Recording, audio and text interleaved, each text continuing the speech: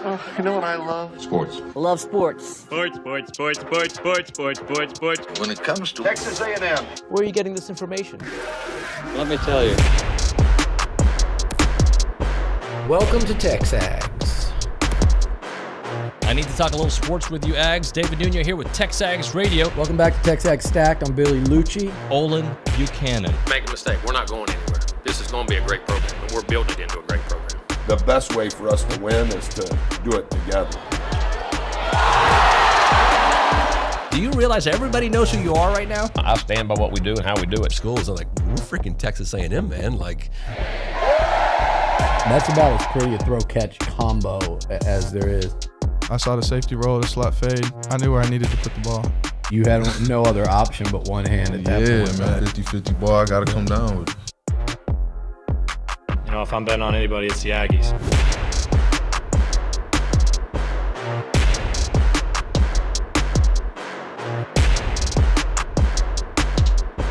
Truth of the matter is, I'm not going to apologize for being a little optimistic based on a game I shouldn't be optimistic about. That's the reality of it. I saw some things that made me feel pretty good about our situation. Welcome into TexAgs Radio, presented by David Gardner's Jewelers in the Rollo Insurance Studio.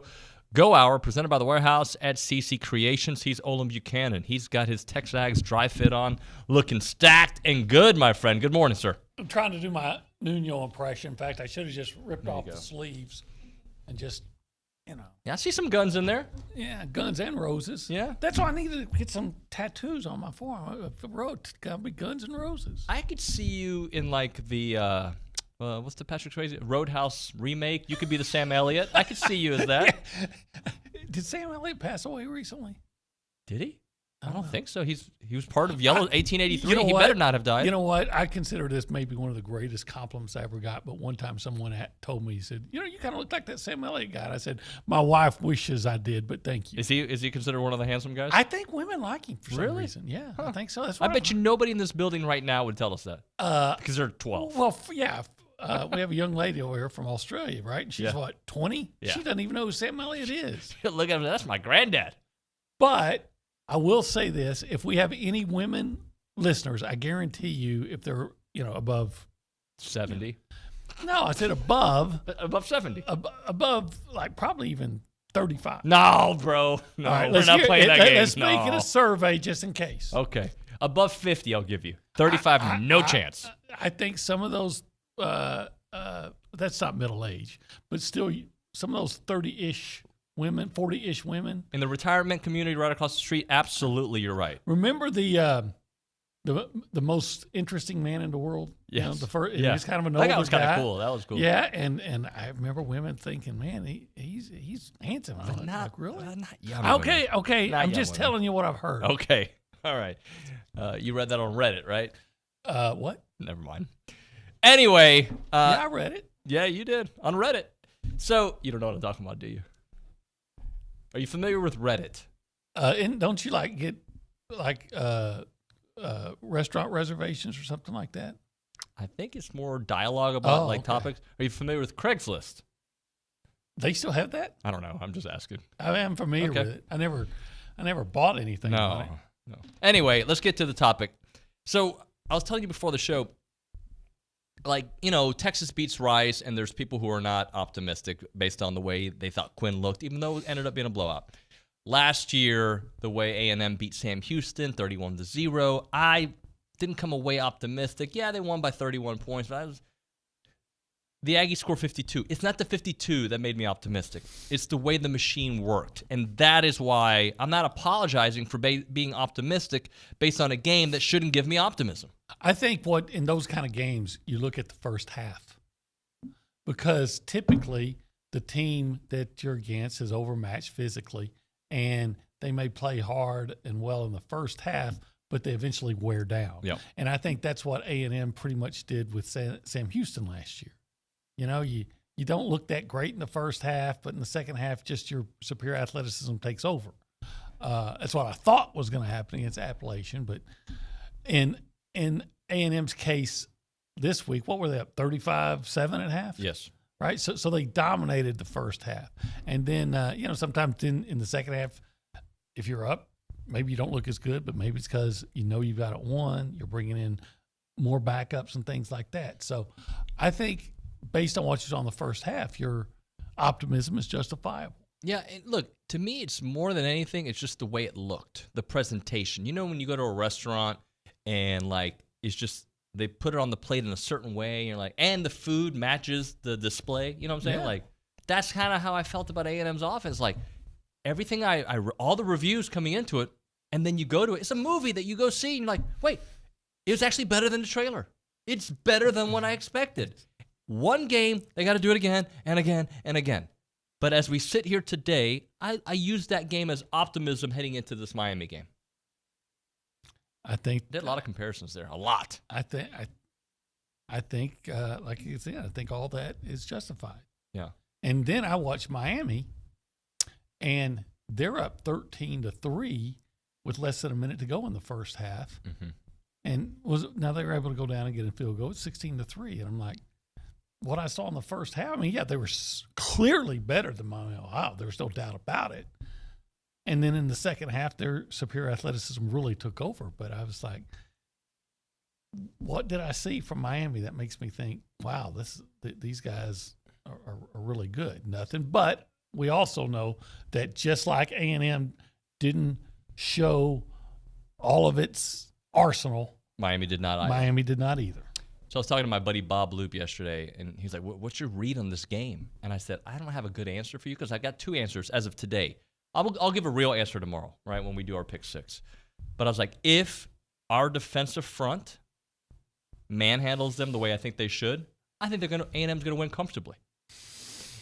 If it's a struggle to stop the run, then I think it'll be a close game that A&M wins. That's where I am today. Those are two answers, and that could be the answer every week of the season. But I want to see how they do defensive front because I do think they looked better last week against an inferior opponent. But there were things that I saw, like I talked about the offense, there were things that I saw defensively that made me think, all right, I think we're going in the right place. Yeah, even I agree with you. If A&M wins the line of scrimmage, especially on both sides, right, then I think they win comfortably. A&M, I believe, has a vast advantage with its receivers against Miami's secondary, especially the corners.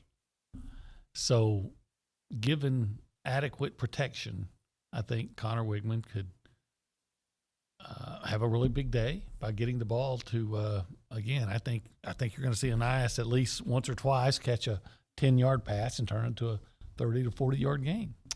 We're getting some Sam Elliott love on the line, okay? I'm going to read it. I'll come to you in a minute, Leanna, but I'm going to read it. RJF on the YouTube page says Sam Elliott is hubba hubba.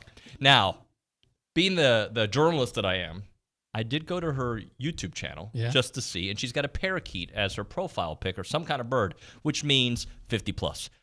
We're going to go to – I'm just telling the truth. Here's one, though, in my age range. If you have a bird, you're old? Yes. Okay. There's nobody less than 50 that has a bird picture on it. She's going to give you the bird. Right. And, I'm just kidding. 40-year-old listener here, long time. Sam Elliott has got a lovely voice, but I think he might be a bit old. Well, of course he's old. He's even older than me. Yeah. I'm just saying nobody below 50 is thinking, that guy is the guy. Look, again, I'm just telling you what I heard. I know Mrs. Buchanan thinks highly of him. Patrick and Brian, it's his voice. He does have a good voice.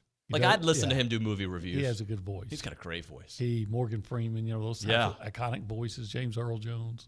Hey, what are we doing in a couple hours?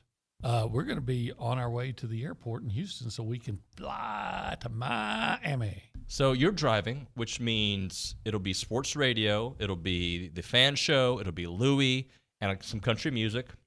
If I were driving, very similar recipe, except we might listen to I'm Going to Miami on repeat from Will Smith, like the whole drive there. So good thing you're driving to the airport. Yeah, really, because, I don't know if I could deal with a repeat.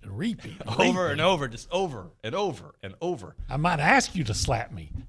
Be like Will Smith and slap this out of me. It does feel like a Friday, doesn't it? It does. It does feel like a Friday. It does feel like Friday.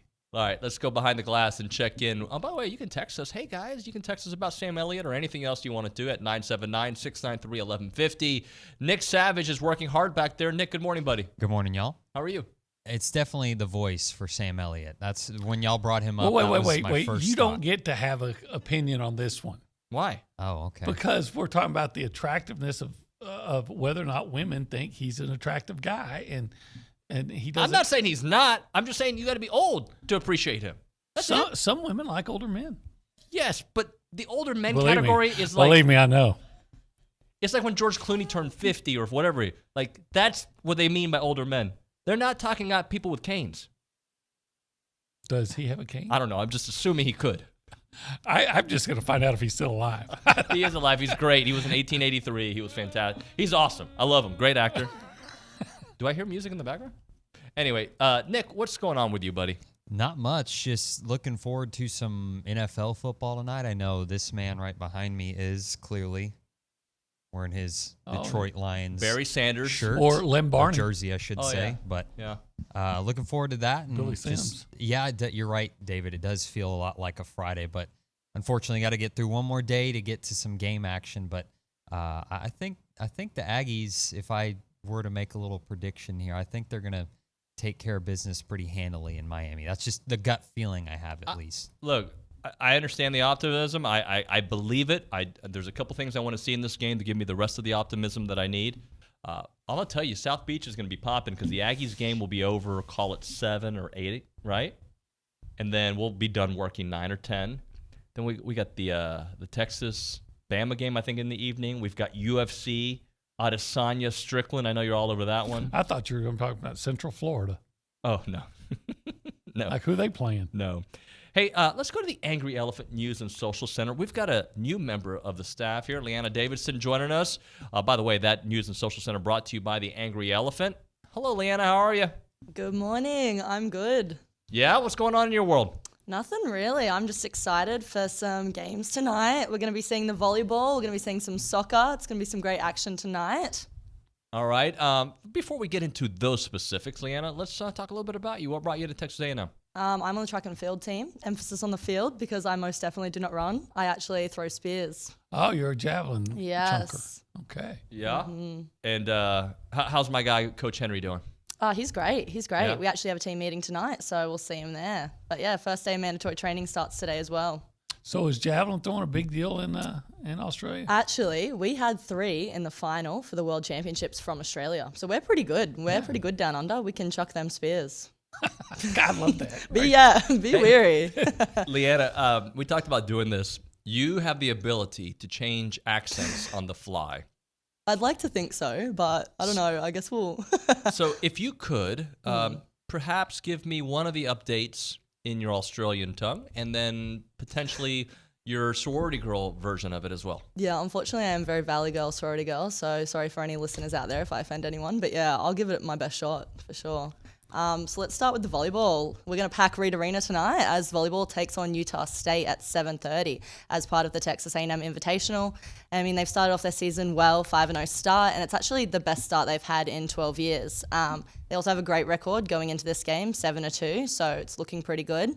I'm going to do the American one. The women's soccer team will take on Grambling State at Ellis Field starting at 7 p.m. We also have a good record. We have a 2006 win. This is also going to be a pretty tight match after they had TCU this past weekend. So they're looking at coming back pretty hard. Yeah, she kind of went back. I went back and forwards. I'm not very good at that. I'm sorry. I'm working on it, guys. I'm envisioning a stacked interview and letting her do it with Nick Constantino. That would be and fun. Jordan that would be Moko. so good. Yeah. That'd be good. And having a kangaroo hop around in here. For sure. Or someone in a No, kangaroo you can hop suit. around, Toby. You can I'll hop put around on like a kangaroo suit. Yeah. Appreciate nice you, trip. Leanna. Thank you very much. Sure. So I have to apologize to RJF, who had a parakeet on her profile. It's a hawk. It must be a baby hawk, but it's a hawk. It's a hawk. It's a hawk, yeah. Anyway, did you see Caleb Williams' dad's act? I heard something about it, but I didn't see it. So So tell me, two things. All right. enlighten me. It is very Eli Manning, Kobe Bryant, in a different way. And he actually has a point. Here's a quote on the GQ interview, because there's no guarantee he's going to go in the NFL draft because of the teams that are going to be out there that could potentially draft him. And he says, the funky thing about the NFL draft process is he'd almost be better off not being drafted than being drafted. The system is completely backwards. The way the system is constructed, you go to the worst possible situation, the worst possible team, the worst organization in the league because of their desire for parity, gets the first pick, so the gift can be a curse. And if he stays in college, he might make $3 million at USC. So in today's world of NIL, it's like almost behooves you like to, you know what? I don't need to go next year. I can take my time. Well, what about then the next year? It's still going to have the worst team still going to be picking. But maybe it'll be a more desirable location. There's another part, and I don't like John Elway. Well, exactly. And I guess that was more my point. History will be kind to you for that, but in the moment, people will not.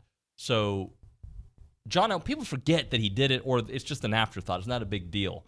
Same thing with Eli, right? It was supposed to be the Chargers, correct? He made it clear that he didn't want to play for the Chargers. And so eventually they forced a deal. Right, for the Giants. Right. And Kobe, I believe, was the same thing. He went to the Charlotte Hornets, but he had already I'm going to L.A. I'm going to be in L.A. And I forget the specifics of that one, but they traded quite a few dudes. I think Vlade Divac was part of that trade. But regardless, it has happened many times. I don't like to read it. I actually not to make this about soccer and have a whole thread about it, but in soccer, they don't do a draft, at least in Europe. The teams with the most money sign the best players. That's just how it is. And that's what the NFL doesn't want. And they don't want that. And that is what has made it the most successful sports league in America, because of the parity. Yeah. So Mr. Williams can be pissed off about but it. But it ain't changing. But it's the best way to approach it. I like the parity. I also think the bigger cities typically, the ones with the most money, typically do better too. But you have to have a great organization. It really starts at the top of the organization. I would disagree. And you have to have a good quarterback. Because, you have to have the good quarterback. But Kansas City is not one of the bigger markets. No. I'm not saying always. I'm just saying oftentimes the teams. Green Bay? That's been a fantastic organization with no money at all. Yeah. So, but again, that's what makes the NFL a good league is that, Jacksonville is considered now a rising team because they were able to draft Trevor Lawrence 2 years ago. So, it's just the way it has to be. It has to be that way. And Jacksonville feels like they have staying Houston, maybe in a year or two. Might. Because they were able to draft a couple of guys early. Yeah, I still have my questions about them as an organization after covering them for so long. I really do think organization matters. It does. It absolutely does. Right. There are certain, we'll find out about. There's a reason why the Lions had drafted early for years and couldn't get better. Correct. Cardinals was almost for years were the same because organizational malfunction. And then the Lions hired Dan Campbell, and things are finally getting it's a combination of things. You got to get lucky, right? You got to get lucky. You got to be bad in the right year. You got to get the right fit, because I do think fit goes a long way. One of the things Williams was talking about, Mr. Williams, Caleb's dad, was he had spoken to a couple of the former Lincoln Riley players, and Kyler was one of them. But regardless, that they went to the wrong place for them. And I'm like, didn't Kyler win Offensive Rookie of the Year and 2 years ago have an amazing year? And how many places does Baker Mayfield have to go before it's the right place? Exactly. And Baker's issue initially, he was pretty good when he started, but he did get hurt. That dude up in Philadelphia seems to be doing all right. Jalen Hurts is doing really well. Yeah. If you want to give Lincoln Riley credit for him, I thought he was pretty good at Alabama too. Pretty good. OB, are you hungry? I'm always hungry. I don't think we have time to stop. Do we have time to stop by and get a little farquito? Probably don't. No, but if we did, today's Thursday, we'd get something that's big and thick. Like a big on thick freaking pork chop. Glad you paused there.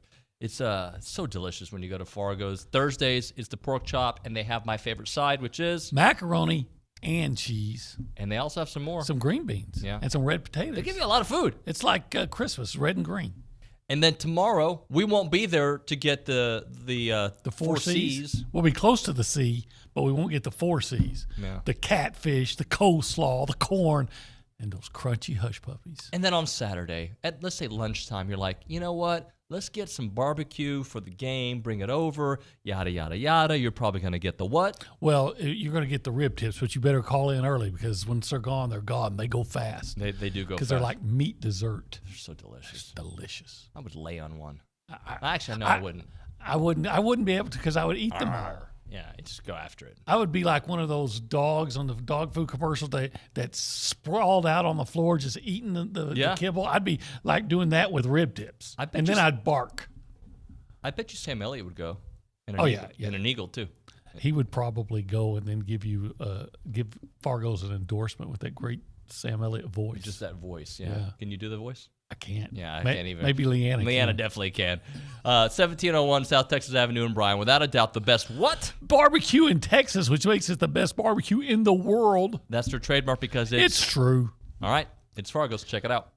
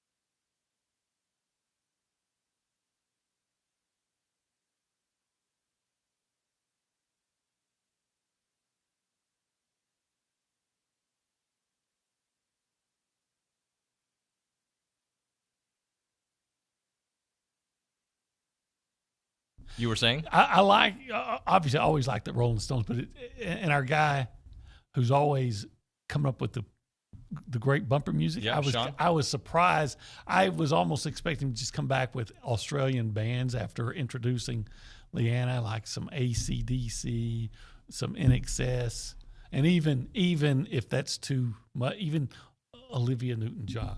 She was Australian. She was. TexAgs Radio, presented by David Gardner's Jewelers here in the Rollo Insurance Studio. Go Hour, presented by The Warehouse at CC Creations. Maroon never looked so good with Maroon U. Look, I don't want to spend a lot of time on this. I don't. But there's a lot of chatter about Sam Elliott on the text line. And I would allow Leanna to read these, but I'm just going to do it here quickly because, look, I guess it's a fetish. Wendy in Constellation says. She just blown up on you like Justin Timberlake. No. over Mick. I think I'm proving my point by the age range, but let's continue. Wendy, in Roadhouse, he was very handsome, and I was in college in '89. Patrick Swayze wasn't that bad either, but the king of eye candy was a very young Brad Pitt. There's a lot. I'm glad to hear we have so many female listeners. Here's one. I'm a 75-year-old woman. See, women do think Sam Elliott is handsome. He married to a beautiful, successful lady, Catherine Ross. You probably haven't heard of her. Her first movie, yeah, and The Graduate. The Graduate, yeah. And she put that in the text. And Butch Cassidy. So. But you're dismissing certain people because of their age, and I'm going to tell you, I've yet to find a 35-year-old to say, "Yeah, you're right." Older, yeah. Well, you know what? I wouldn't expect it. Like that's not how it works. We stay busy too. Never mind. Let's go into. Can we go from that to Heisman? Heck yeah. This Heisman Watch is brought to you by the Shurtleff Law Firm. Shurtleff Law Firm, delivering justice for those who need it most. All right, my friend, let's get into it. Number 5 on your list is a gentleman who will put up big-time numbers every single week. His name is Michael Penix. Michael Penix, got a fast start like so many quarterbacks are right now.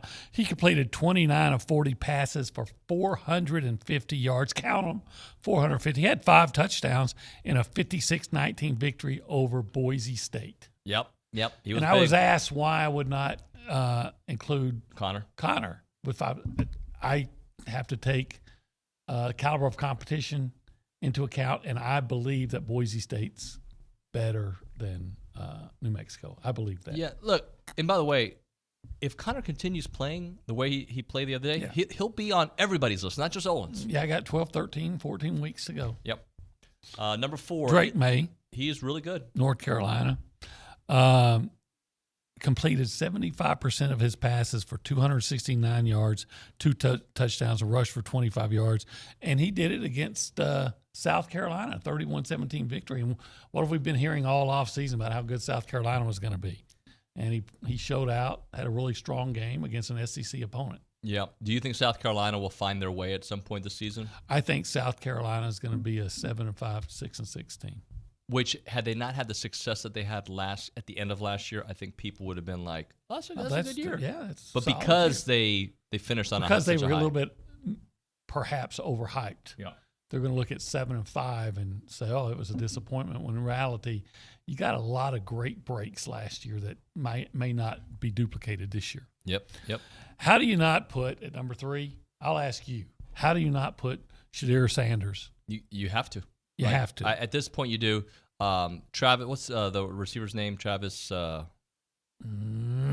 guy who was, Travis Hunter. Yeah, he was. I mean, you could put him on the list too with the kind of game he had. But yes, I understand Shedeur without a doubt. Was it 500 plus yards? He had 510 yards. 510 yards, 4 touchdowns, 38 of 47, and that went over TCU. So it's a Power 5 team that may or may not be very good, but he still did it when he had to. Yeah, he looked. I mean, it was a cool story. Does it continue against Nebraska? That you can tell me tomorrow. But yes, you think it does continue? No, I'll say yes tomorrow. Tomorrow, okay. Number 2, Caleb Williams. Oh, how about that? Dropped him down a notch. Huh? Well, it's maybe more because of what somebody else did. Yes, it is. But in 2 games, 597 passing yards, 9 touchdowns, completing 73.5% of his passes last week, 319 yards passing, 5. Once again, there's that wild number there, 5 Yahtzee in a 66-14 victory over Nevada. Pretty good numbers so far, but he's buried on the Pac-12 network. Nobody's watching him play. Yeah, I think that changes this week. Yeah, but people look at them. Yeah. And then number 1 is a guy who. Sorry, I was going to say number 1. Would you disagree? I would not disagree, because you know why? I think legends and Heismans are made in the big games. I agree. And this is the first of a few more tests for Jordan Travis, but I think if one game can tell you the story so far, he's your guy. Yeah, he's accurate, he's mobile, and he has good receivers. First major test of the year was against LSU, again, SEC team that we thought they were number 5 in the country coming in.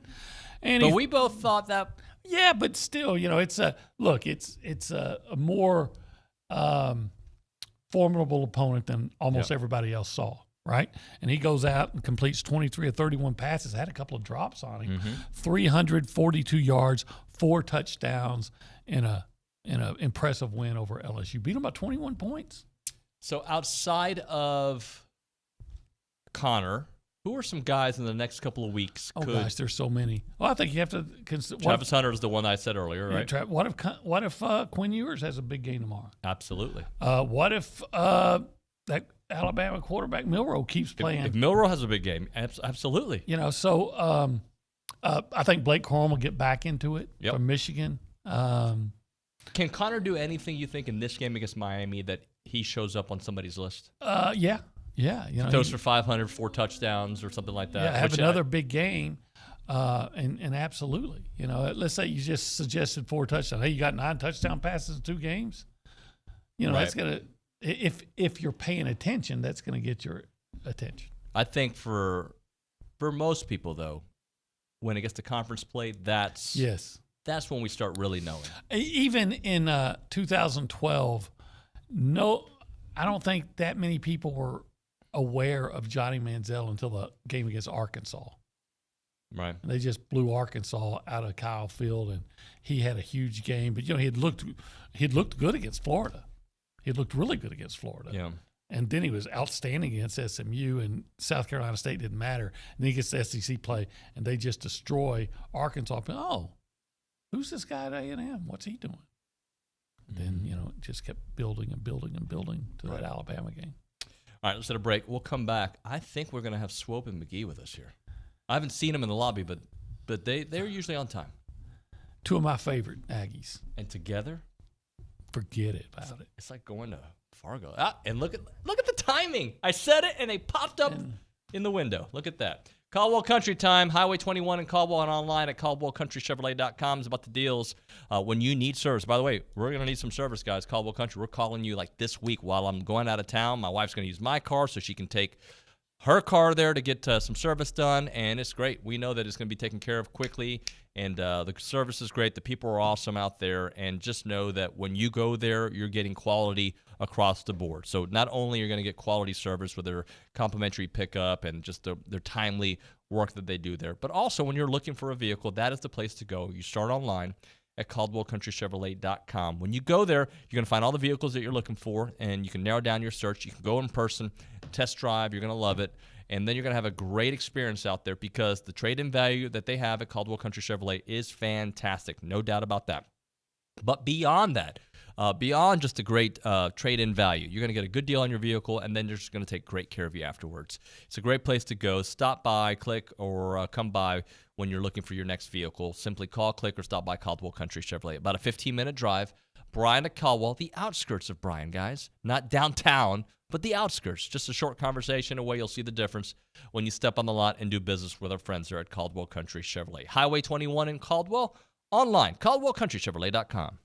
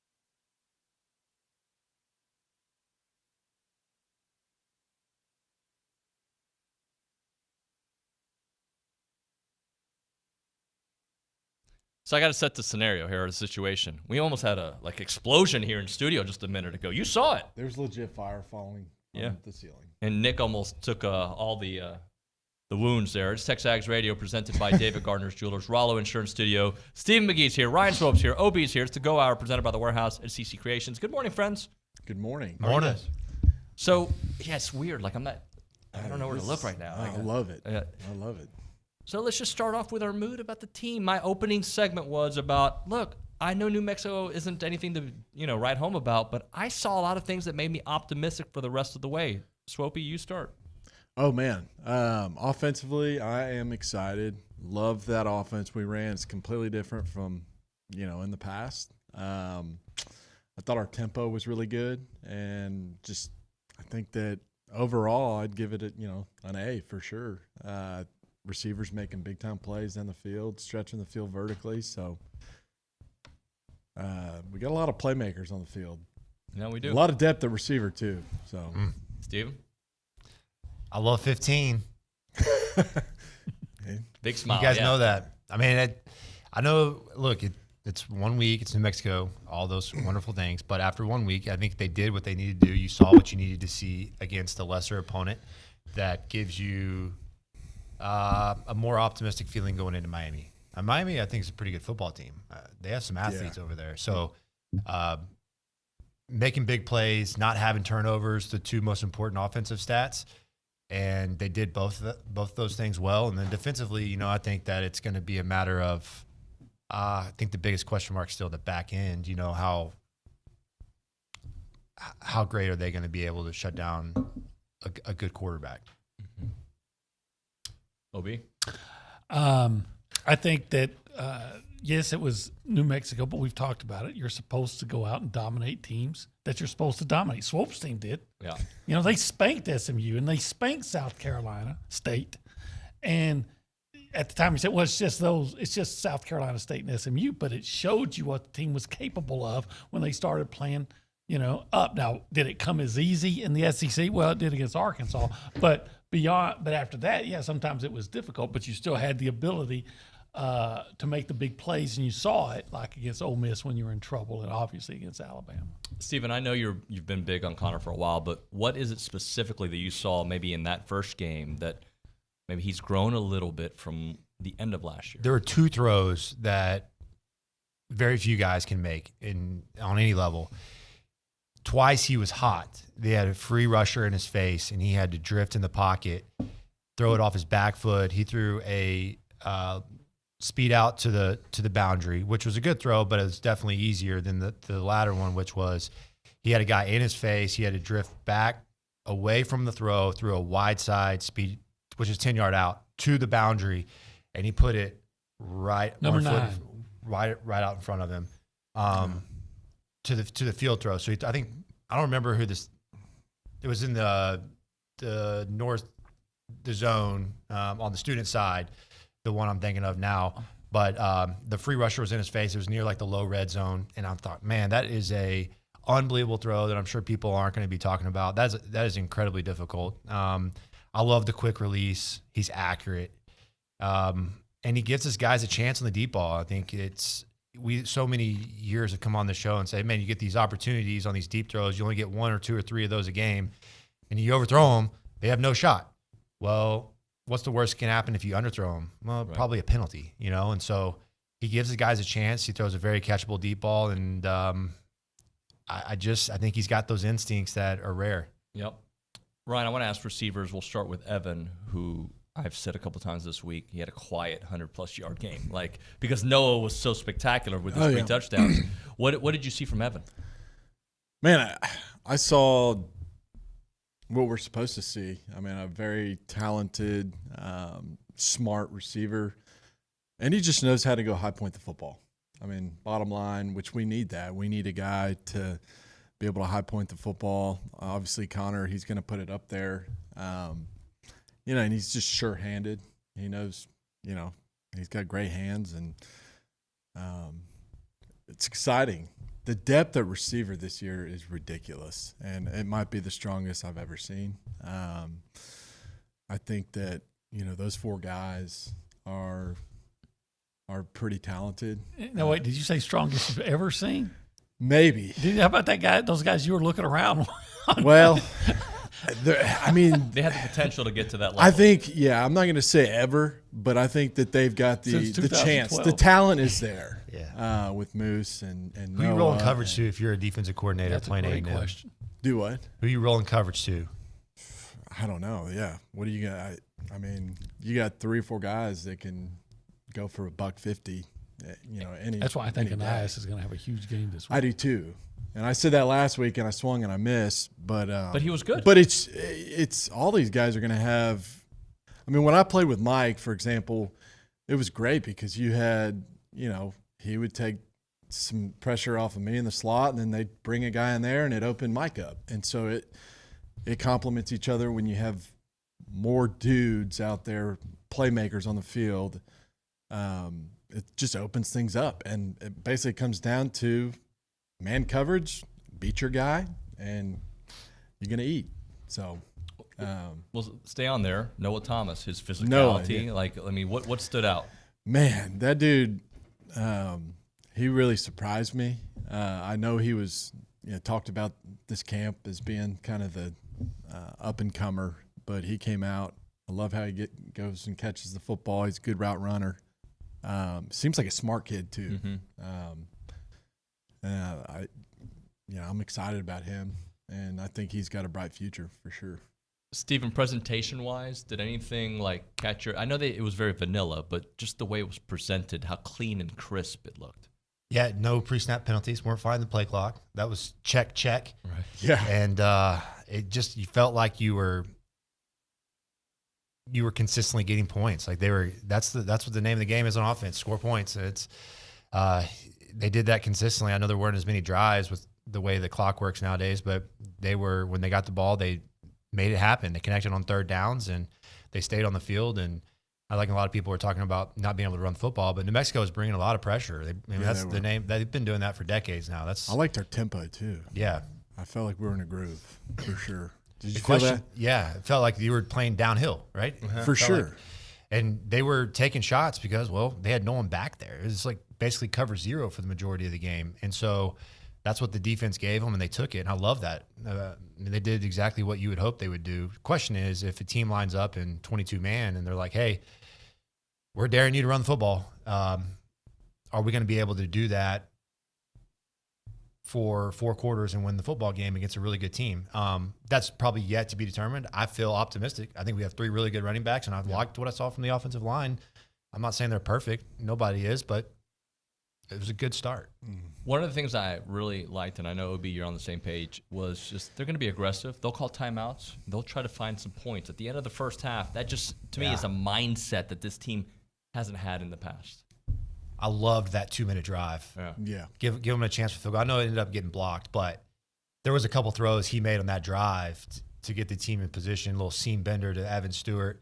The ball came out. I mean, it was impressive. You love to be able to see a quarterback operate under pressure, see how they react in the 2-minute drill. Great ones always have performed really well at the highest level. You think of the great NFL greats, the Tom Brady's, the Joe Montanas, they've all had a defining 2-minute drive, and Connors seemed to be a guy that can do that. I feel like I'm on this hype train right now. That's good. That's what, love it. It's been 2 years of not being. I hope he doesn't come out and lay an egg this week. Everyone's going to be dogging me. That's all right, though. Any thoughts on just the aggressiveness?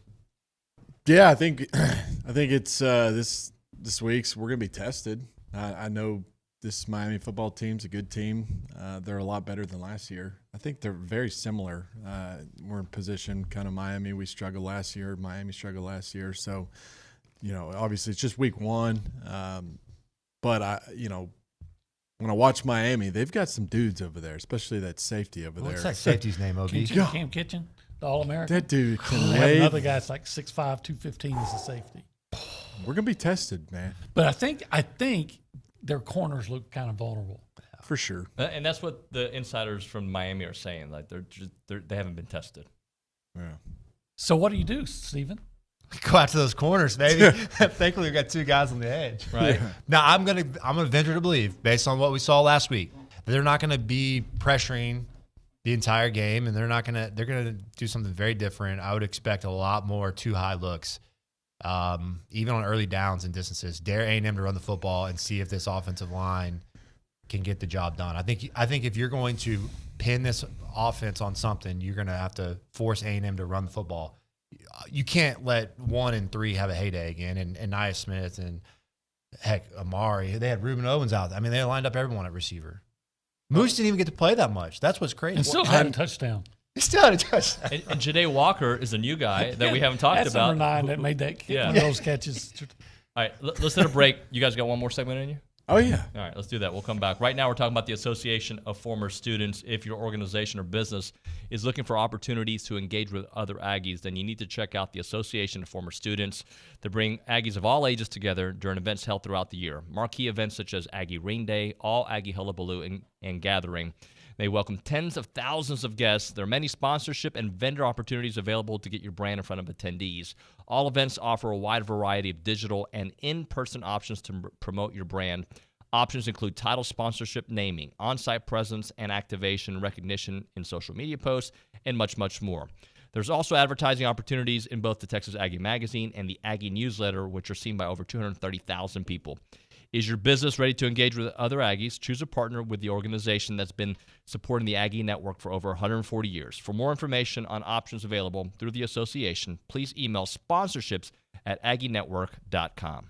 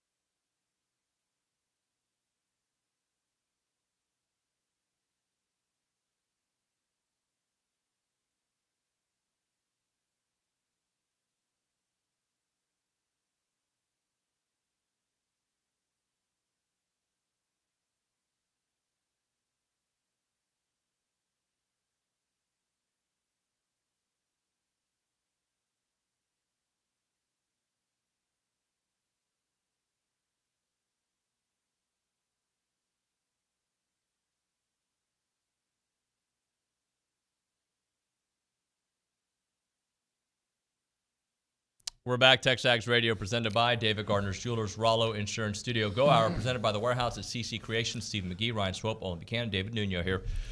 Guys, what questions need to be answered this weekend before we'll get a little break before we get to SEC play? But what questions do you want to see answered for you, Ryan? I think the biggest one is what this offensive line is made of.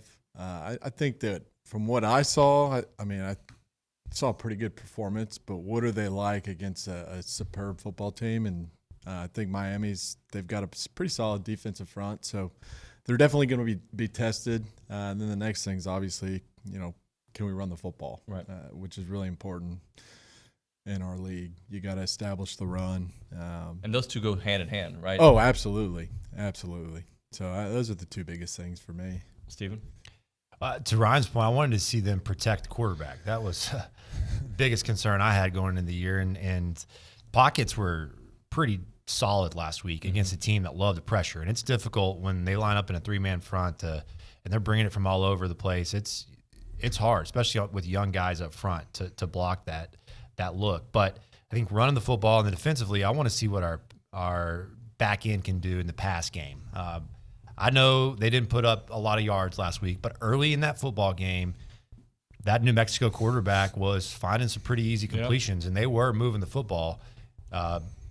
So, I'm not trying to say Tyler Van Dyke or whatever the kid's name is at Miami is a amazing quarterback. He's okay. He's not a bad player, but I think he can put up some yards, and so he'll be a good test for us. Yep. All right, let's do the game. We always do. Who got it done? Ryan, who got it done last week? There's a lot. Golly, Connor got it done. Yeah. I'm going with Connor. He was special, talented. Love his energy he brings. So he did it. Sorry, McGee, I took your guy. I know. Who got it done, Stephen?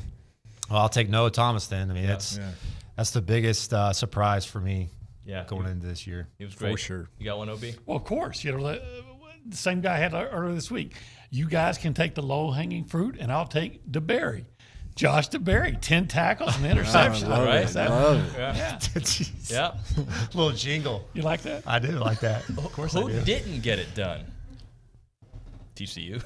Yeah, TCU. I'll tell you, LSU didn't get it done. Oh, yeah. They got smoked. They I mean, did. me and McGee were watching that game, run out of the we house. feel like they were playing that first half. Really, it was a good football game, and then it just kind of felt like they were the better football team for 2 quarters, and then they just laid an egg and quit. Anybody else, Clemson? Oh gosh. What's up with Clemson? Hey, dude. They have been struggling. They have been Don't struggling. sleep on Duke, man. Well, I Mike love Elko. I love him. Kit Kats and Mountain Dew. All right. For the win. We got about 45 seconds. Who's going to get it done this weekend? Who's going to get it done this weekend? I'm going to go Roll Evan damn Stewart. Tide. Oh. Evan Stewart. Evan Stewart. I like it. Another Evan Stewart. Fidel Diggs. Let's That's what I go. was thinking. No way. He's going up against a true He's freshman. middle dock. He did. Let's go. He's going up against a true freshman offensive tackle There we who go. had a little bit of trouble last week. I'm going to throw in Anaya Smith. I Adias. love Hey, I that like one. it. That's a good I one. was The veteran gonna guy on say the it. road. Yeah. And the moose will be freaking loose. The moose will be loose, baby. Stephen, freaking loose. Thank you, guys. Appreciate it. Hey, Appreciate have it. a good trip. Thank you very much. Keep him out of Hey, trouble on and the can we beach. talk Dude, about we're Mike partying Evans? hard. Bucks need to pay Mike Evans. Come Yes. on now. Keep It's him time. there. Yeah. It's let's do it. time. It's time. We'll be back with Billy and Seth McKinney next on TexAgs Radio.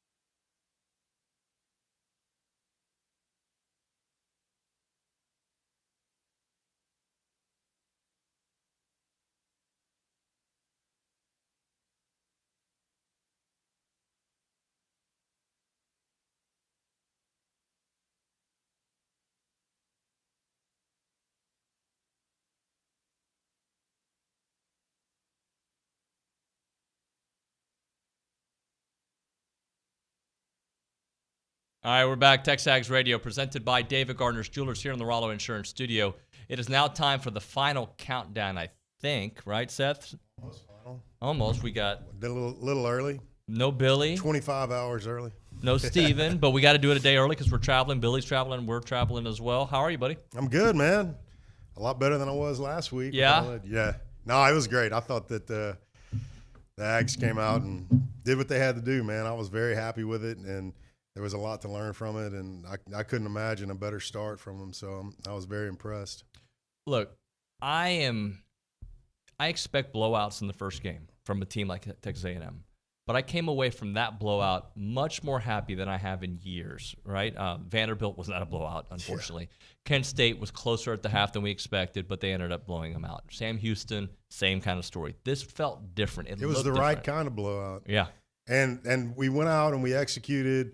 Or like, if you wanted to be totally picky, you would have been like, the defense was a little bit weak at the – but, I mean, that's the only thing that you could nitpick, really, because the offense was hitting on all cylinders.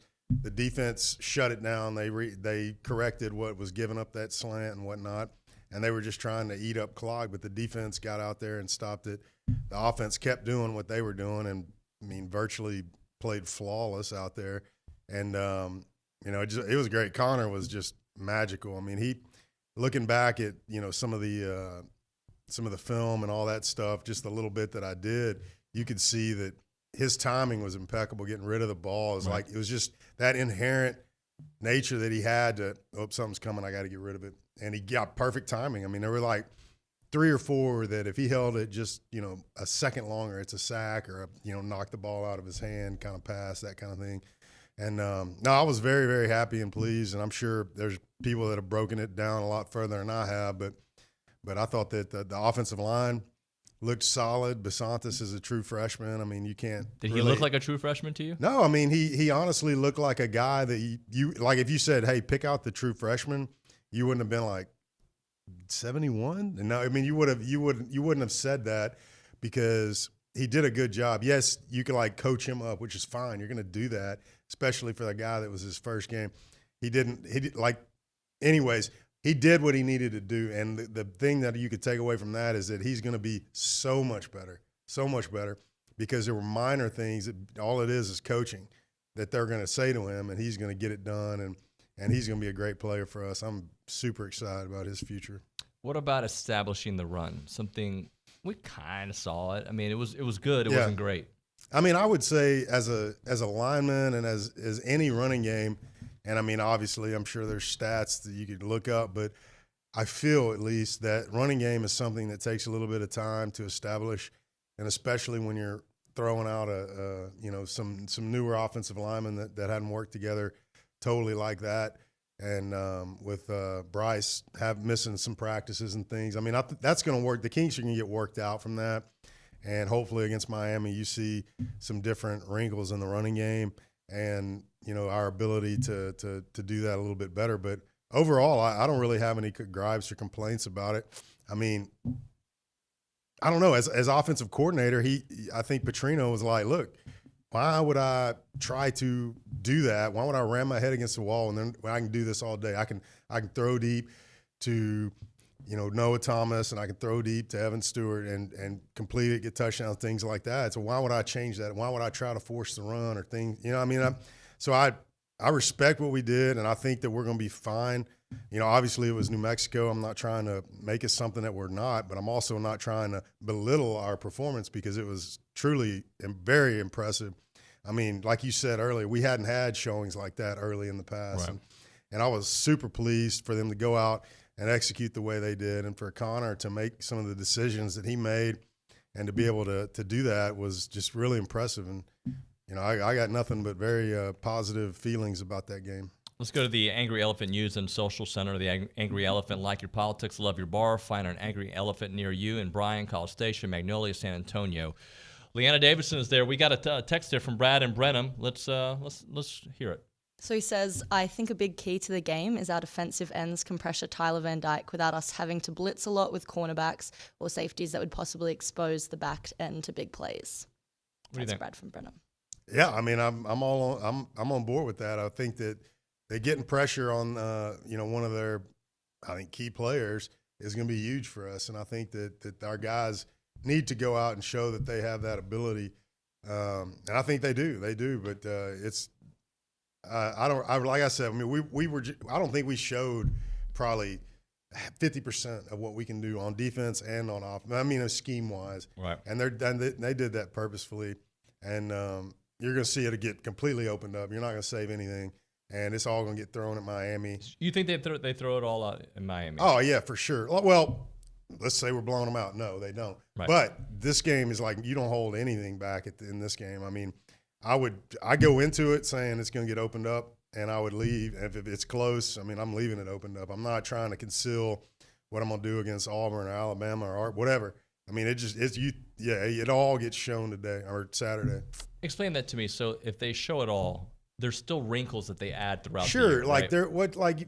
Throughout the season, you're going to see things. They're going to watch the previous 3 games versus Auburn, and they go, hey, this worked. This worked for such and such. This worked for them. So we're going to add this little wrinkle in our stuff. Yeah, there are going to be wrinkles and additions throughout the year. I mean, you're going to have the last LSU. There's going to be a new wrinkle. They're going to go look back at all of LSU's film, and they're going to see things that worked against that LSU defense recently that have been giving them fits. And we're going to, if we hadn't instituted it, we're going to institute it. That's just how it works. In the NFL, it's like a copycat league, right? That's how that works, is that you do things that work against other teams and you implement that. And a lot of coaches try to take credit for that success or this, that, and the other, but it's just tape, right? You watch the tape. This is work. You put that in and it works. And that's generally how it goes throughout the year. And there'll be new wrinkles that we introduce. And I have no doubt that Petrino has the ability to dial up whatever it is that he has in his mind at any given point and get that, going for us. Looky here. I know. Looky here. Hey, buddy. I'm glad I got all my words in early, man. I might not be able to talk the rest of the show. Here we go. How are you, man? I'm just disappointed in your brother. Yeah. Well, he's busy. He's working. I think, you know what? He'll bring it back. We may have to move this to a happy hour night show or something to get him to actually be able to show up. Maybe you feed him. Yeah. Seth's not fun by himself. If you get Steve he's here, informative. Is he? Did you do your homework this week? He did. What was that? Am I not fun? How am I not fun? Am I You're not a clown? Not funny how? He doesn't What's think up, I'm funny Yoda? either. Hey, buddy. I see you've got the pit bull haircut ready to go. Pit bull? He's From bald. Miami. Excuse me. Well, I might drink a little more than I should. He's bald. Tonight. He's getting ready. Actually, excuse me. Well, I won't drink anything tonight because I'm Nuño. I'll have a protein shake. I will have a protein shake. When are you leaving? Today? Yeah, from here. Well, home for like an hour. Okay. Well, good times. Nice. Get a little walk up for Griffin, pack up since I haven't done that yet. He's taking care of Griff. Kay Nagley, and then Dolores is coming in town. Nice. Well, this is Billy's favorite topic here. I want to go back. What's that? Bryce Foster. Oh, okay. Not Bryce himself, but the line. Why is that my I don't know, because sometimes it's I a good ask about, transition. No, when I ask about the line, you give me this look like, really? The O-line? Yeah. Why is it? Why No, because I like to get his opinion on what they do. That's normal. Everybody loves the O-line, dude. You saw it. We performed great because the offensive line performed great. They're protected. Billy, where's this narrative coming from? Maybe I made it up. My only narrative that I was ready to shelve I and knew retire something was was coming. the 7 points more a game. If they did that, they'd have been 10-2. That was literally 9 months of you and Olin saying that. You don't listen. Oh, you don't listen to your own radio show. You know why I know you don't Trust me, listen? I listen. Because I listen every He's always morning. listening. The nitpicker. Listen, Billy, I changed that midway through the summer, or before that. I was like, well, you can say that about every team. But y'all kept saying it, and then you just added that you could say that about every team part. Well, but is it not true? Do you think this team that scored 22 points a game? I think you could say that about every team.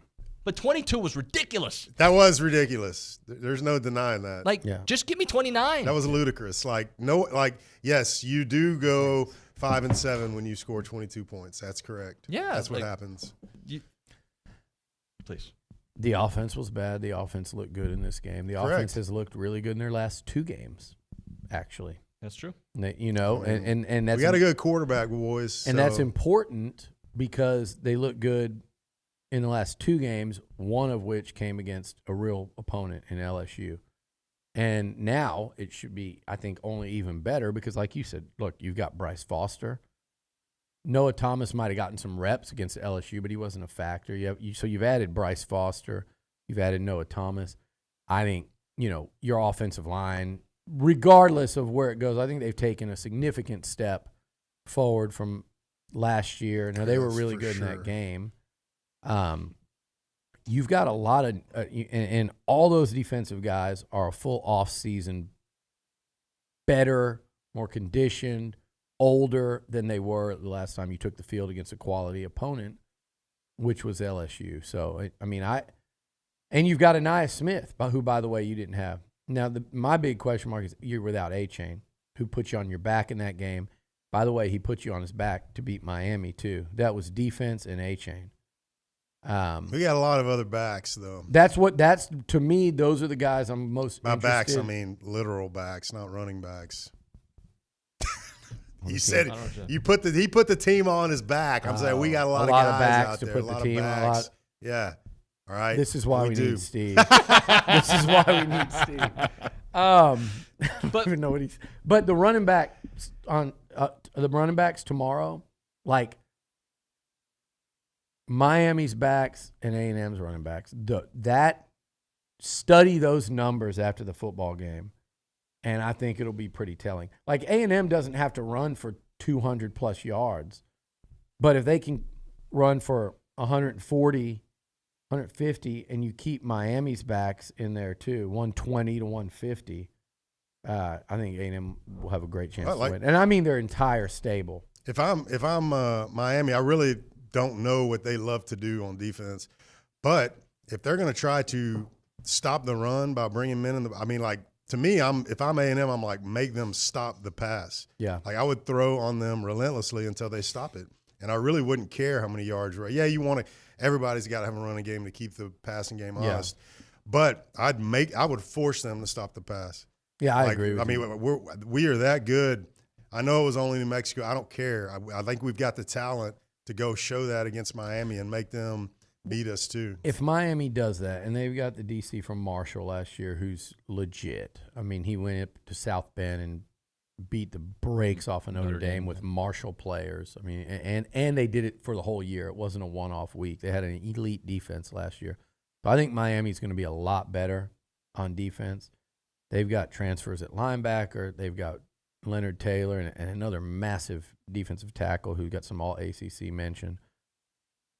And they've got talent in the secondary. Although I agree with you, that's where you can exploit them is in the back on the back end. If they're going to sell out to stop your running game, then yeah, I think you're absolutely right because you're not going to run not successfully enough against a team selling out with that kind of talent to stop the run. So yeah, I think you throw to open up the running game, and as the game goes on, all of a sudden, boop, there's a 20-yard run. Bop, there goes Whitman off for 15, and you wear them out that way. Which is proof of a good running game. I think great running games get exposed in the fourth quarter, honestly, because it's like ramming your head against a wall early, and then you get bigger and bigger and bigger chunks as the game progresses. But you're saying you don't want to see A&M ram their head, and I don't think Bobby Petrino will do that. Yeah, and I don't think he will either. But I don't think you have to establish the run to get this offense going. I think Miami's running game is what fascinates me the most. Like it's like A&M, can they do enough? Miami, can you keep them from doing much? Right. And again, I think that I said 150. I think that magic number around is like 120. If the A&M starting tailbacks can combine for 120, I think that'll mean that things happen the way you said. I'm fine with that. I think that'll mean that things went the way you said. If the Miami running backs can be 120 or under, then I think that's a really good sign for A&M and Durkin in this defense because I'm going to tell you my biggest concern in this football game. It is the defense and Durkin and a scheme. Because last year they faced Ole Miss, spread you out, ran the hell out of it with Judkins. Ran for like 1,000 yards. 390. Spread you out and run it like that was Arkansas early. They were gashing with Rocket Sanders in that stable. They were gashing you. And then there was another one I was thinking of. It was Mississippi State. Mike Leach he never runs the ball. Ran the ball that Came day. out and ran the ball right at him. Yeah. Spread him out, ran it right at him because the numbers were so favorable, and it was something to do with the way A&M was playing them defensively. And I believe there was even to a lesser extent, Auburn, even though they only scored 13 points, they have more success offensively against A&M than they did a lot of teams. Yep. So that is what concerns me, because Shannon Dawson, coming from the Dana Holgerson tree, directly from it, he's a Dana disciple. He's like his right-hand guy. And people forget at West Virginia what Dana and Dawson did is they either led the Big 12 in rushing or they had the Big 12's leading rusher. They were one of the early spread, one-back teams that would really spread you out to run it, like Levy does now and like all these guys. But they were one of the really early ones, Holgerson was. And that was a weakness for A&M last year. And Miami has really good backs, and you have to respect Van Dyke. And I think they've added transfers, 2 of them on the offensive line. They're starting a 6'7", 345-pound freshman tackle. If they start leaning on you and spread you sideline to sideline, it takes away, I think, that strength and power advantage, which is A&M's strength, which is along the defensive line. That'll, and I'm fine with it because it's going to be a great test. And if A&M can shut these guys down and force them to be one-dimensional, then I think it really bodes well for teams like Mississippi State, who ran for 300 last week in the opener, and Ole Miss. One of the things that you talked about was how A-Chain did put this team on his back last year in this game. But in that game, there was no Connor. There was no Evan. I'm forgetting somebody else. I know there was somebody else that wasn't in that game. And no Noah Thomas. Noah wasn't even a thing yet. So you are coming in offensively with way more firepower than you had last year, beyond the scheme, just talent alone. Yeah, I mean, I think that the guys that we've got out there are just a step above what we were last year. Even they themselves have improved that much if they were out there. And then the guys that are in for the guys that were out there that are no longer out there are that much better. So, I mean, I have no doubt that we have the guys that we need to go out there and put up the numbers that we need to win like we did last week. I'm not saying we're going to blow them out like that, but I have no doubt that our guys can go out and execute like that.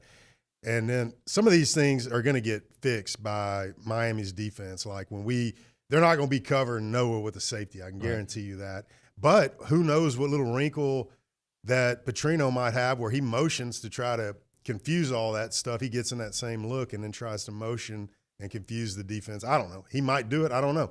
But those are the kind of things that you can do or that he could easily do to try to create mismatches in that defensive secondary as well. But I'm excited, man. I know my brother's giving me crap about being on Petrino's bandwagon, but I'm on it. I've been on it, and I think that he's a great offensive he's not. mind. This is a bit. No, I am. Bronny's out there. He's become the guy that sits in the lobby and, wears everyone out that comes through TexAgs. He's like – he's pretending like this is a new bit. Like, I'm going to show up for work early. And he was like, yeah, I want to just come spend some more time in the office. And I'm like, I've observed him.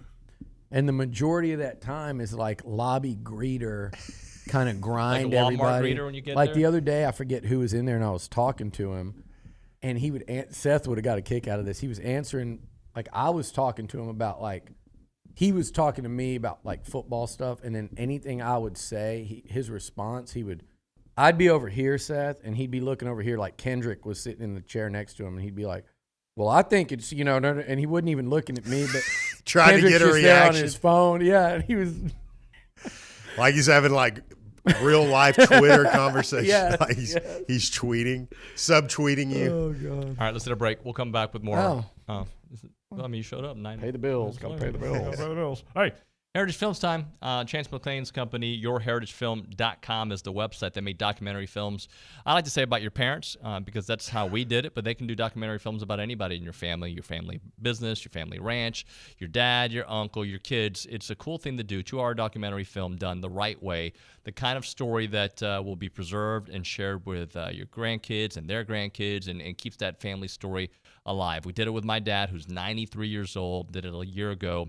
Took about 8 to 10 weeks to finish. The actual video shoot, a couple hours at the house, and then Chance and his team got to work, and they did it, and it is awesome, and you will love it as well. We also did the year flicks with my daughter, Annalise, and that's more of like a 20-minute Q&A video. Get to know your kid in a different way, in a language that they speak. Almost feels like a social media video, 20 minutes long, Q&A, awesome, you'll love it. The website is yourheritagefilm.com, yourheritagefilm.com, 713-893-8341, 713-893-8341.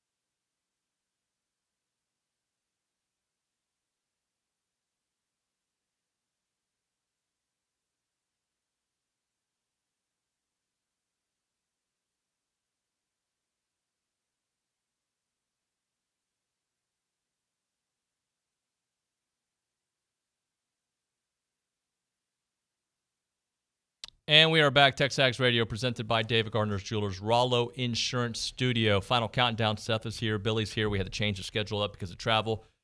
All right.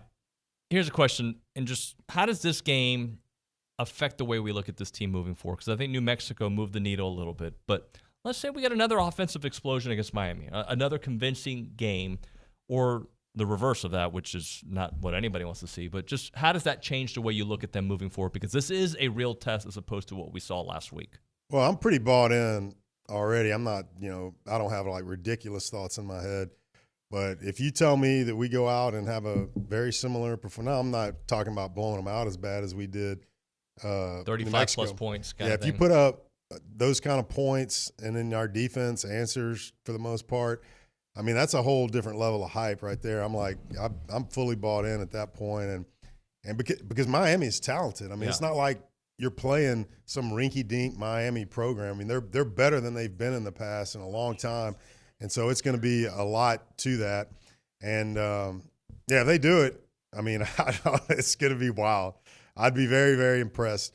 And on the, I don't know if you want to go on the opposite side of that, but I don't know, give me something that shows that they can continue offensively like that without – I just want to see a nice, effective game. I don't have to see dominance. I don't have to see the blowout like we did against New Mexico. But if I go out and just see a continued,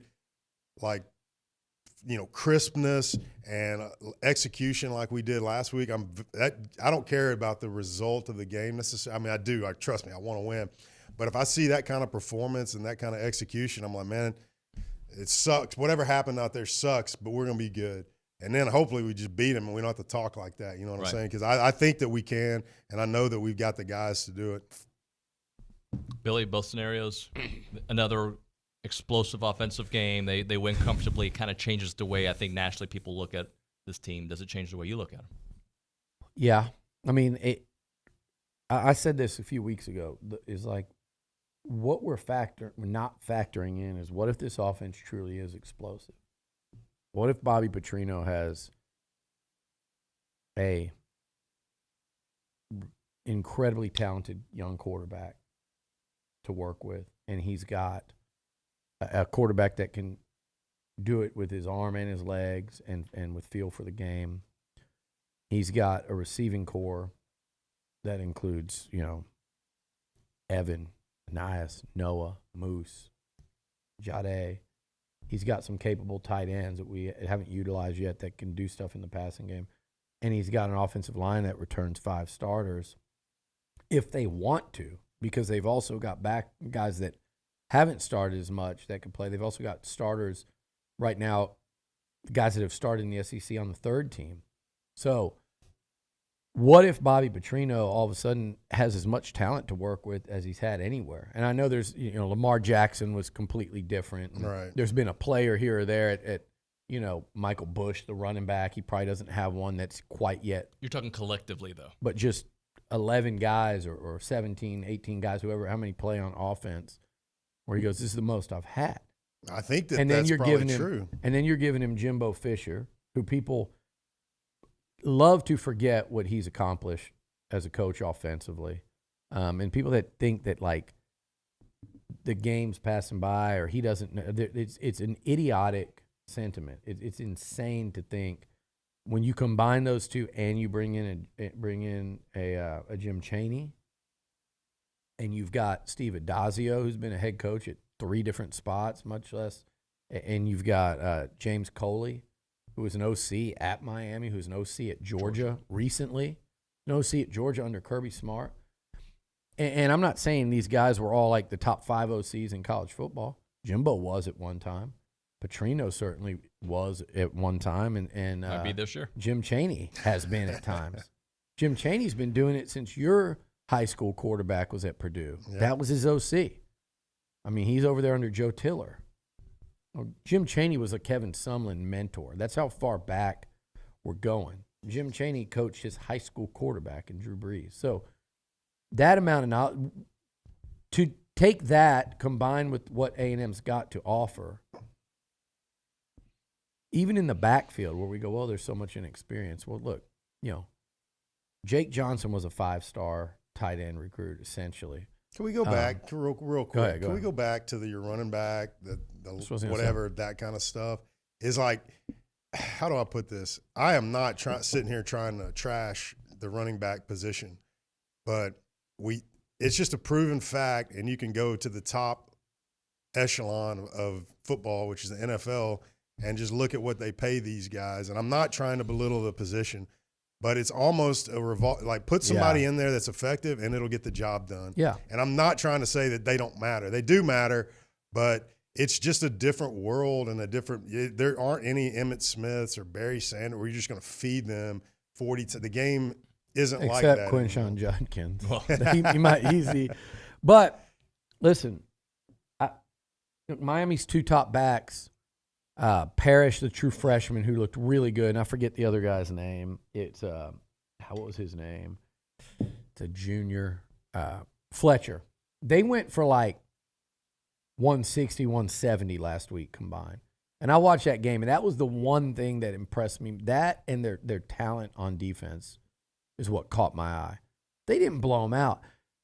I got more texts from Aggie saying Miami looks good, because we're just by nature scared, and I hate that.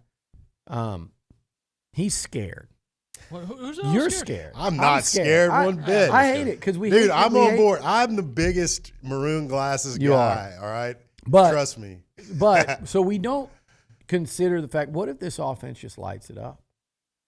What if this offense is a top 3 offense in the SEC? No one wants to let themselves believe. People don't like to let hope, themselves what does it believe say? because it hope just hurts. Is a dangerous thing. It hurts to get exposed or whatever. You know what I'm saying? But I believe that we can go out there and do it. But hope is a dangerous thing, Nuño. That's what the guy I'm not worried about Shawshank offense. said. I'm worried about defense. Red.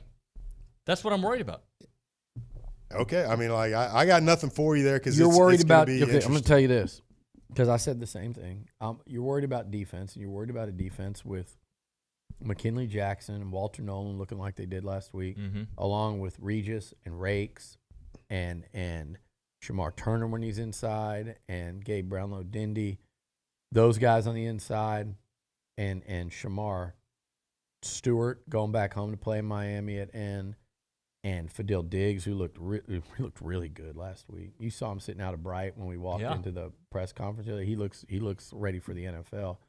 You got LT Overton in there, not to mention Eni, White, Malik Silla, like Edgerrin Cooper, a veteran in Damani Richardson, Jordan Gilbert, Bryce Anderson, Josh DeBerry looked good last week. Tyreek Chappelle's been a good player. Like, I'm with you, but I'm also saying if that's what we're worried about,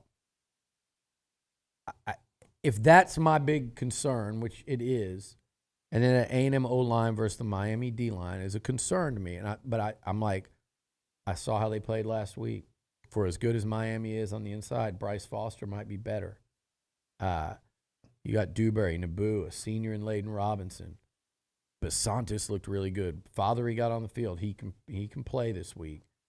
So, like, if those are our concerns, I feel okay about that. Yeah.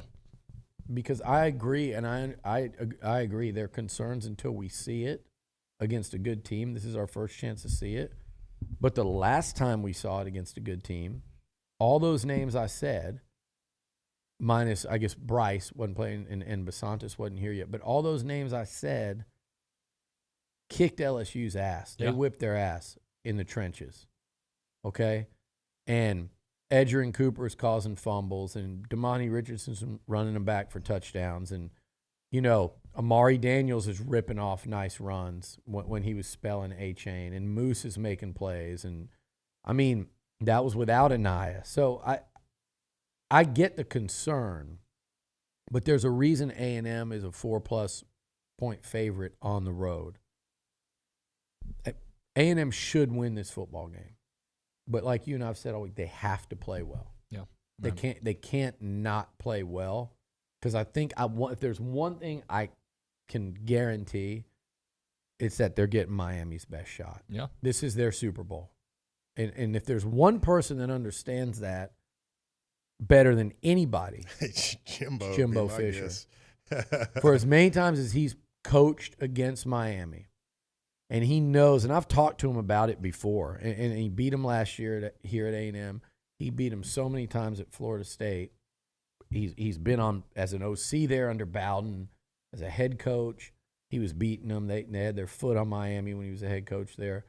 But he understands, and we've talked about it, like the comparison of Florida and Miami, those teams. And I feel like Jimbo's always had a very healthy respect for Miami because I think when we talked to you, even when they were down and weren't as good a team, they fought you. And they came to compete and fight. And that wasn't always the case, I don't think, with Florida when they're down. But the Miami program, and it's the history, and it's the pride, and it's the recruit in South Florida like that, they're in for a fight. And I think the A&M players should know that because they had a 4-quarter fight last year. All right, let's hit a break here. We'll come back. Let's do pick 6 when we come back, since it's kind of a reverse schedule. Let's talk about Caprock Health System. They got very highly personalized emergency care there. And if you go there, you know that their patients are going to benefit from a very unique one-on-one experience. And should your stay have you be there a little bit longer than you expected, they're going to manage every element of your visit with a very low patient-to-doctor-nurse ratio, which means their medical team gets to truly get to know you and your individual needs. They got hotel-quality rooms. It's a great place to go when you are in need because they want to get you out of there. That's their sole purpose. Their sole purpose is to make you feel better. It is patient-centered care out there, 100% locally owned and operated, and they have the ability to put the patient first in every single decision that they make. 2 convenient state-of-the-art facilities designed for patient healing and family friendliness. You got Caprock Hospital in Bryan and Caprock 24-hour emergency center in College Station. Both have 0 wait time for emergency care, so you'll never have to sit in a crowded waiting room. The hospital and 24-hour ER maintain a clean and sterile, safe environment. You know you're going to the best place. It is Caprock Hospital in Bryan and Caprock 24-hour emergency center in College Station.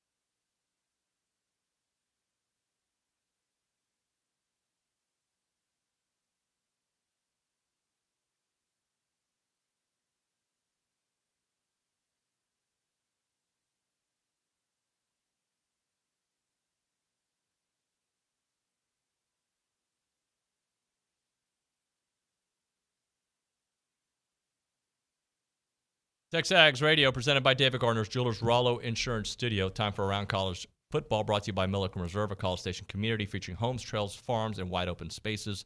With a mission to build a healthy community around nature, take part in the Milliken Reserve community with a Conservancy membership. Learn more, millikenreserve.com. We're actually going to do a little pick six here, gentlemen, because it's the longer segment, and sometimes we go long. We don't have the post-game show to do today. So we're going to start it off with number 1. We've got Nebraska at 0-1. Taking on number 22, Colorado, who's 1-0. They were the big story in college football last week, Folsom Field. Colorado favored by 3.5. Seth. Yeah, I'm not in love with myself here, but I'm going to go just for strictly statistics on my end of counting them, but Colorado is going to win this one. I don't have any faith that Nebraska can stop that. That offense was clicking, man. They were. I give them credit, man. I don't want to hear it, though. I was joking around. I've muted the word prime and Dion from my feed, so I don't have to read about all that garbage. Billy, what do you got on this one? I've got Colorado. I just think I watched Nebraska. I watched both of them last week, and I just think Nebraska offensively is just so bad. They got no chance here. I just don't think they can keep up. Like, I like that rule, but it's crazy to say that after one game. I kind of – Dion really rubs me wrong with this receipt keeping stuff because it's just too. It's not, and he. I feel like too often Dion tries to make it about something it's not. Right. But I think it works though. But well, here's what I'm gonna say about Dion. I don't like the way he is with the media. It's like, God forbid someone should question that a first-year coach at a program that's been one of the worst ever. I could see if you just discount him and say the guy can't coach. That's disrespectful. I would receipt check that too. But if you're just like, this guy's not going to win right away, this is a rebuild, or it's going to be really interesting to see. Shedeur Sanders looks really talented. He hadn't played against any real competition. These are honest things, and this guy just goes off the freaking rails. Since when have you known Dion to have anything less than a huge ego? That's what I don't like about it. Of course, but that's him. I mean, what do you expect? Did I say I expect anything else? Like, I expect, politicians to act like politicians doesn't mean I like it. Right. I'm just saying. I'm with you. I don't like that about him. But what I like is he gets his team ready to play at Jackson State and at Colorado. He believes in his team. He didn't believe in the team he walked into. He believes in his team that he puts together. And I think from everything runs a tight ship. Well, and that's the thing. From everything I've heard and observed, he actually runs a program the right way in terms of the discipline, the accountability, making them tough. There's a lot of throwback in him and the way he coaches that might rub other people wrong. I respect and like it.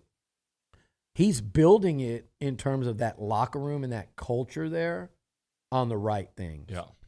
And that's what's actually really impressive to me about the way he's building and running that program. That's what has staying power. The whole media thing, if that's what he needs to stay motivated and then that's fine. Matt Rule is the one, this nonsense with him, with his Twitter and all the slogans and all that, I think they play a style of play that has a lot of substance to it. What he did at Baylor was really impressive. But I think he's got a little more fake to him, to me, than Dion does. It's more for show and this social media and what they're trying to do with Nebraska. I'm telling you, I am more impressed with what Dion's doing than Matt Rule. Yeah, and for sure. And Matt Rule's social media thing rubs me wrong as much as Dion's treatment of the media does. And by the way, I agree with some of it with the media. I got no problem. He went after Ed Werder, who had nothing to do with it. I got no problem with some people calling out. Just don't manufacture it. Right. If it's real, don't be like Kirby Smart in Georgia and say people disrespected them and it counted them out. As the number one team. But I like Colorado in that one at home, and I think that atmosphere is going to be great. I wish we could watch it, but that's the same time, I think, as the A&M Miami game. Number 12, Utah at Baylor, 11 a.m., McLean Stadium. Utah favored by 8.5, Seth. I'm going to go with Utah on this. Regardless of the quarterback, right? Yes, regardless of the quarterback. God. Billy? Yeah, I mean, look, one thing that was lost in the shuffle, Utah, they hit that first play touchdown, still ended up scoring like 17 or 14 more the whole game against what's going to end up being, I think, a pretty bad Florida team at home. So I don't think their offense is quite there yet, but it's Baylor. Baylor got rolled by Texas State. There's Broninger yelling in the back room again. No matter what I say, we can't stop him. Kind of like Baylor's not going to be able to stop Utah, even without Cam Rising. Segue. Cam Rising's still not expected by to play, the way, right?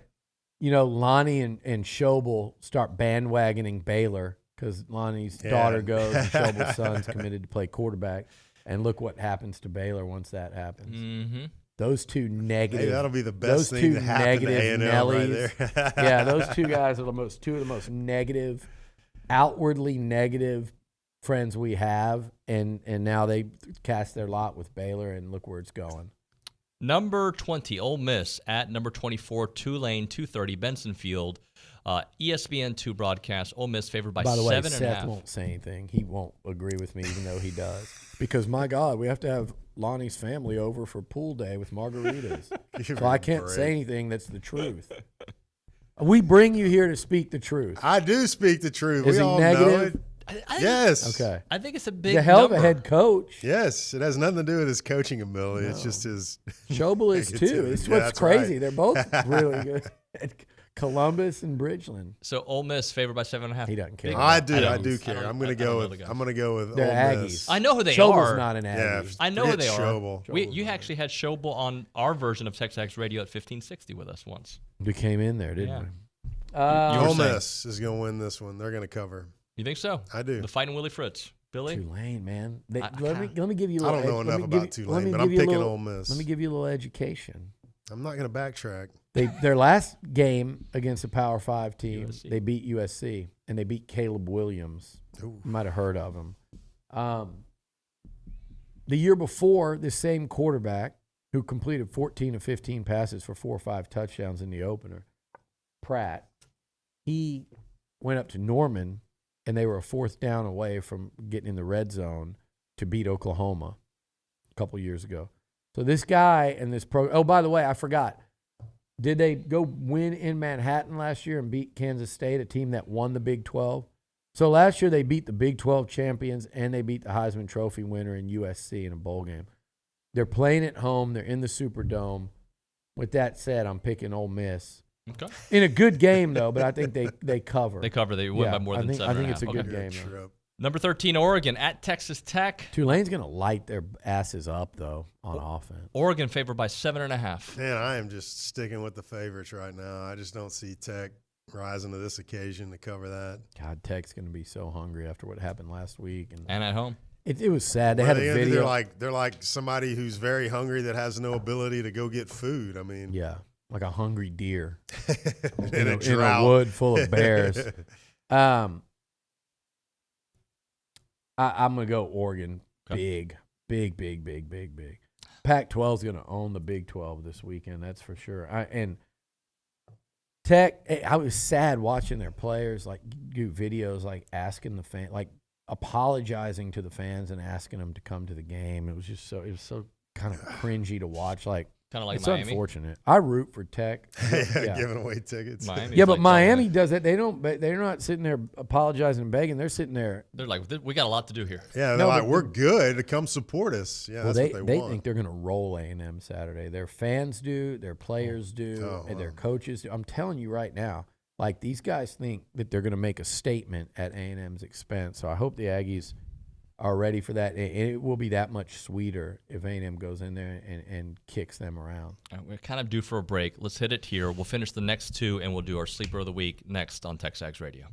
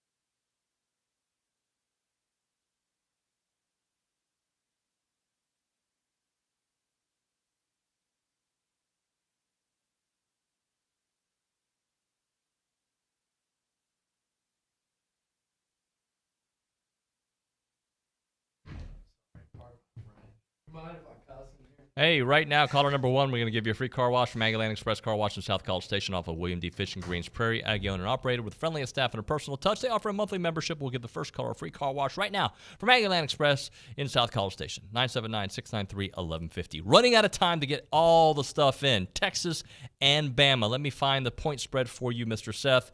It is Bama favored by 7.5 at Bryant-Denny Stadium. Well, this goes back to my sheer hatred of Texas. I'm going with Bama on this. I don't want it to be close. I want it to be a blowout, and I want to enjoy watching them get blown out. Me too.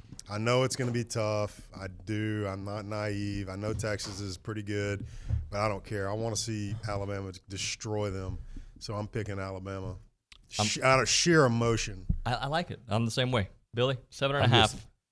What's going on? No, we're doing the whole show, and I can hear Bronny in there, a room away, the whole conversation, and he doesn't believe me. And it's like, how many weeks in a row do we do this? I'm not going to wear headphones, so I can't. Just don't talk. There's no one else's voice we can hear. Y'all don't say anything. I'm the bad guy. God forbid. Texas, Alabama. 7.5. I like Texas to cover. Okay.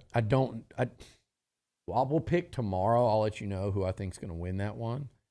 I like Texas to cover. That feels very big for a quarterback that we don't yet know if he's going to be one-dimensional. Yep. I'm not all in on Texas's offense, but I know that if Ewers is connecting on that deep ball and they can get him a little protection, it'll be a problem for Bama. We saw it a little bit last year.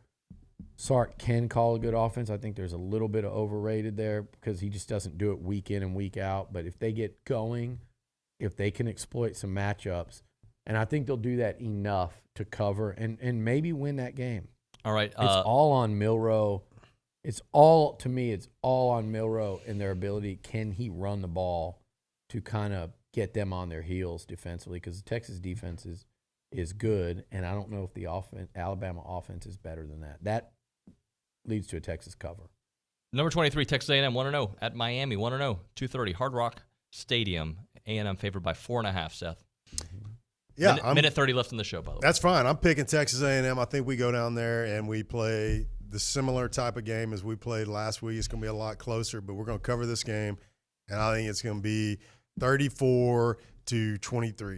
34-24. Okay. I like it. I'm going to go we're going to talk a lot more about this game, the matchups, the players, and everything tomorrow from Miami. But I think I'm going to go A&M in a cover, but a really close football game, like A&M 31-24, A&M 34-27 type game. I think, or maybe a little lower scoring.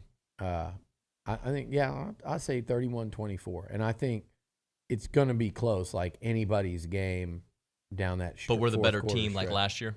Yeah, I think it'll be similar in terms of that, but just a higher scoring version. I think both these offenses are a lot better than they were a season ago. We will do the sleeper of the week tomorrow. Seth, sorry about that. You can text me your answer.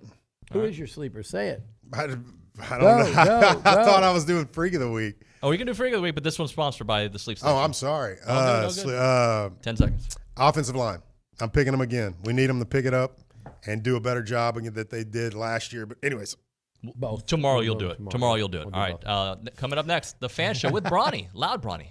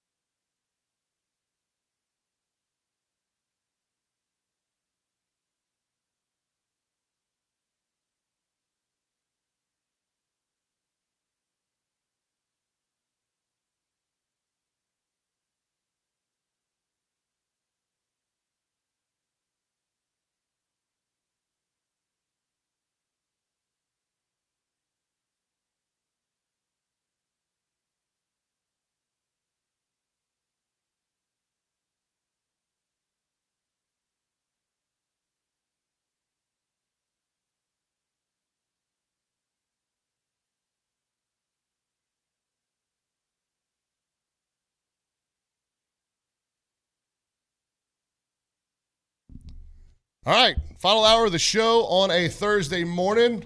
Welcome to the B team. Ryan Broniger in the big chair now. David Nuño and company are off to Miami, Florida to watch the Aggies take on the Hurricanes. It's the fan show like we have every Thursday in the 10 o'clock hour. We're presented by TexAgs. We're not presented by TexAgs Radio. We are TexAgs Radio, presented by David Gardner's Jewelers. Inside the Rollo Insurance Studio, from my left to right, Roy May, Hunter Shurtleff, Matt Browning, the fan show, your dose of maroon Kool-Aid. Like nobody else, you will find nowhere else on a Thursday morning. And gentlemen, good morning. I believe the old saying is from right to left on your radio dial. Remember that? Yeah. Yeah. Don't get too technical with me. My brain has been all over the place today, and I knew that I was filling in, but I haven't kicked on to that. I'm going to be like, people are actually listening to this, so I need y'all to kind of carry the Well, weight. you're in luck. They probably aren't. I mean, I won't take offense to Nuño just bailing on us. Apparently, because he has Cuban heritage, they get to go down early. Oh, you didn't the know whole that? Texas clan to go down there for tomorrow's. Apparently, I told him, I said, I couldn't even go with y'all because I know how you're going to act in Miami, and I can't even see that version of you. This might be the road trip where he stays out past 10.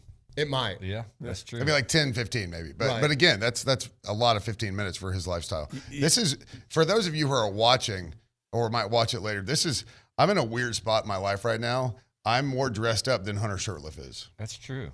Which is odd. Well, they're cracking the whip over there at the Megan Bach Realty Group. Right? Well, no, I'm just really busy, and busy's good. Okay, well, that is good. You look good, man. You look good.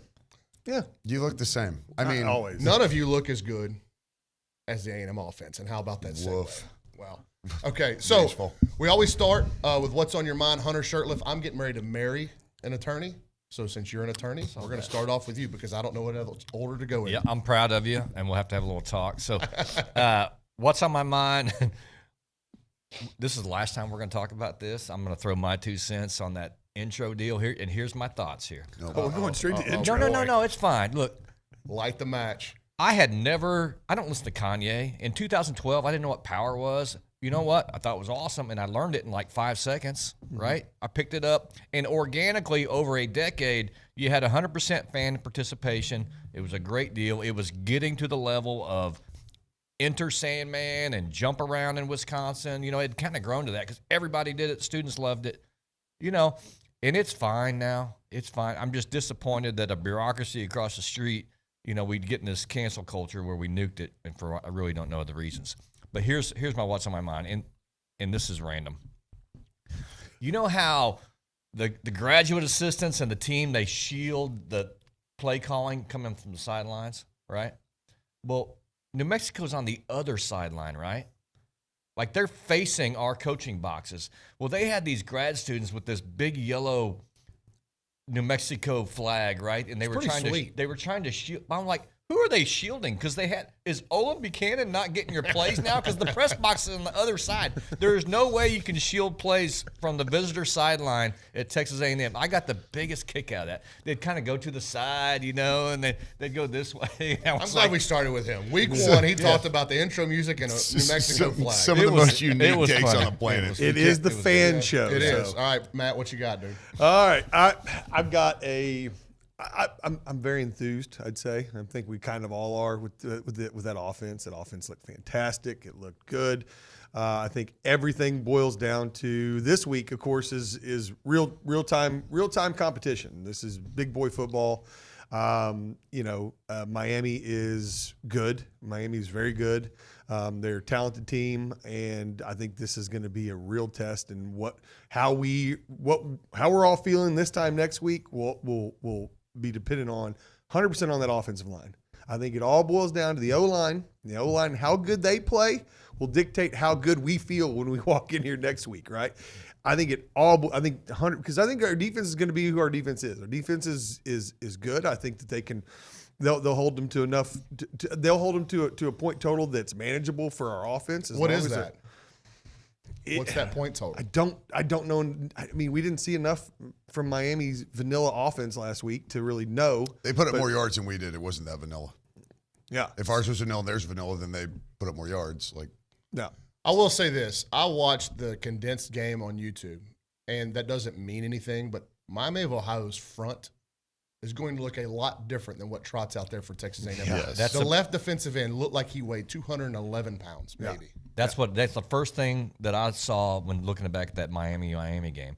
That Miami Ohio D line was they're just not that big, and they got shoved they're around. smaller than Rice, right? And good for Miami Hurricanes because that was what they're supposed to do with a line like that. Yeah. And they ran the ball well, and I like their skill positions a lot. I did get into. I watched their one of their podcasts, or listened to one of their podcasts, and they had these two guys on, and these two Miami Locked On Canes or whatever it's called, and this guy's on there, and they're reasonable guys. They're making good points the entire time. I was like, oh, these guys are pretty good. They're not just outrageously, fandoms, So, but at the very end, the guy goes, all right, who are you picking to win the game? He goes, well, I'm going to go and pick the Canes, which, okay, that's fine. Pick the Canes, no big deal. He said, but here's my reasoning. He said, because the heat.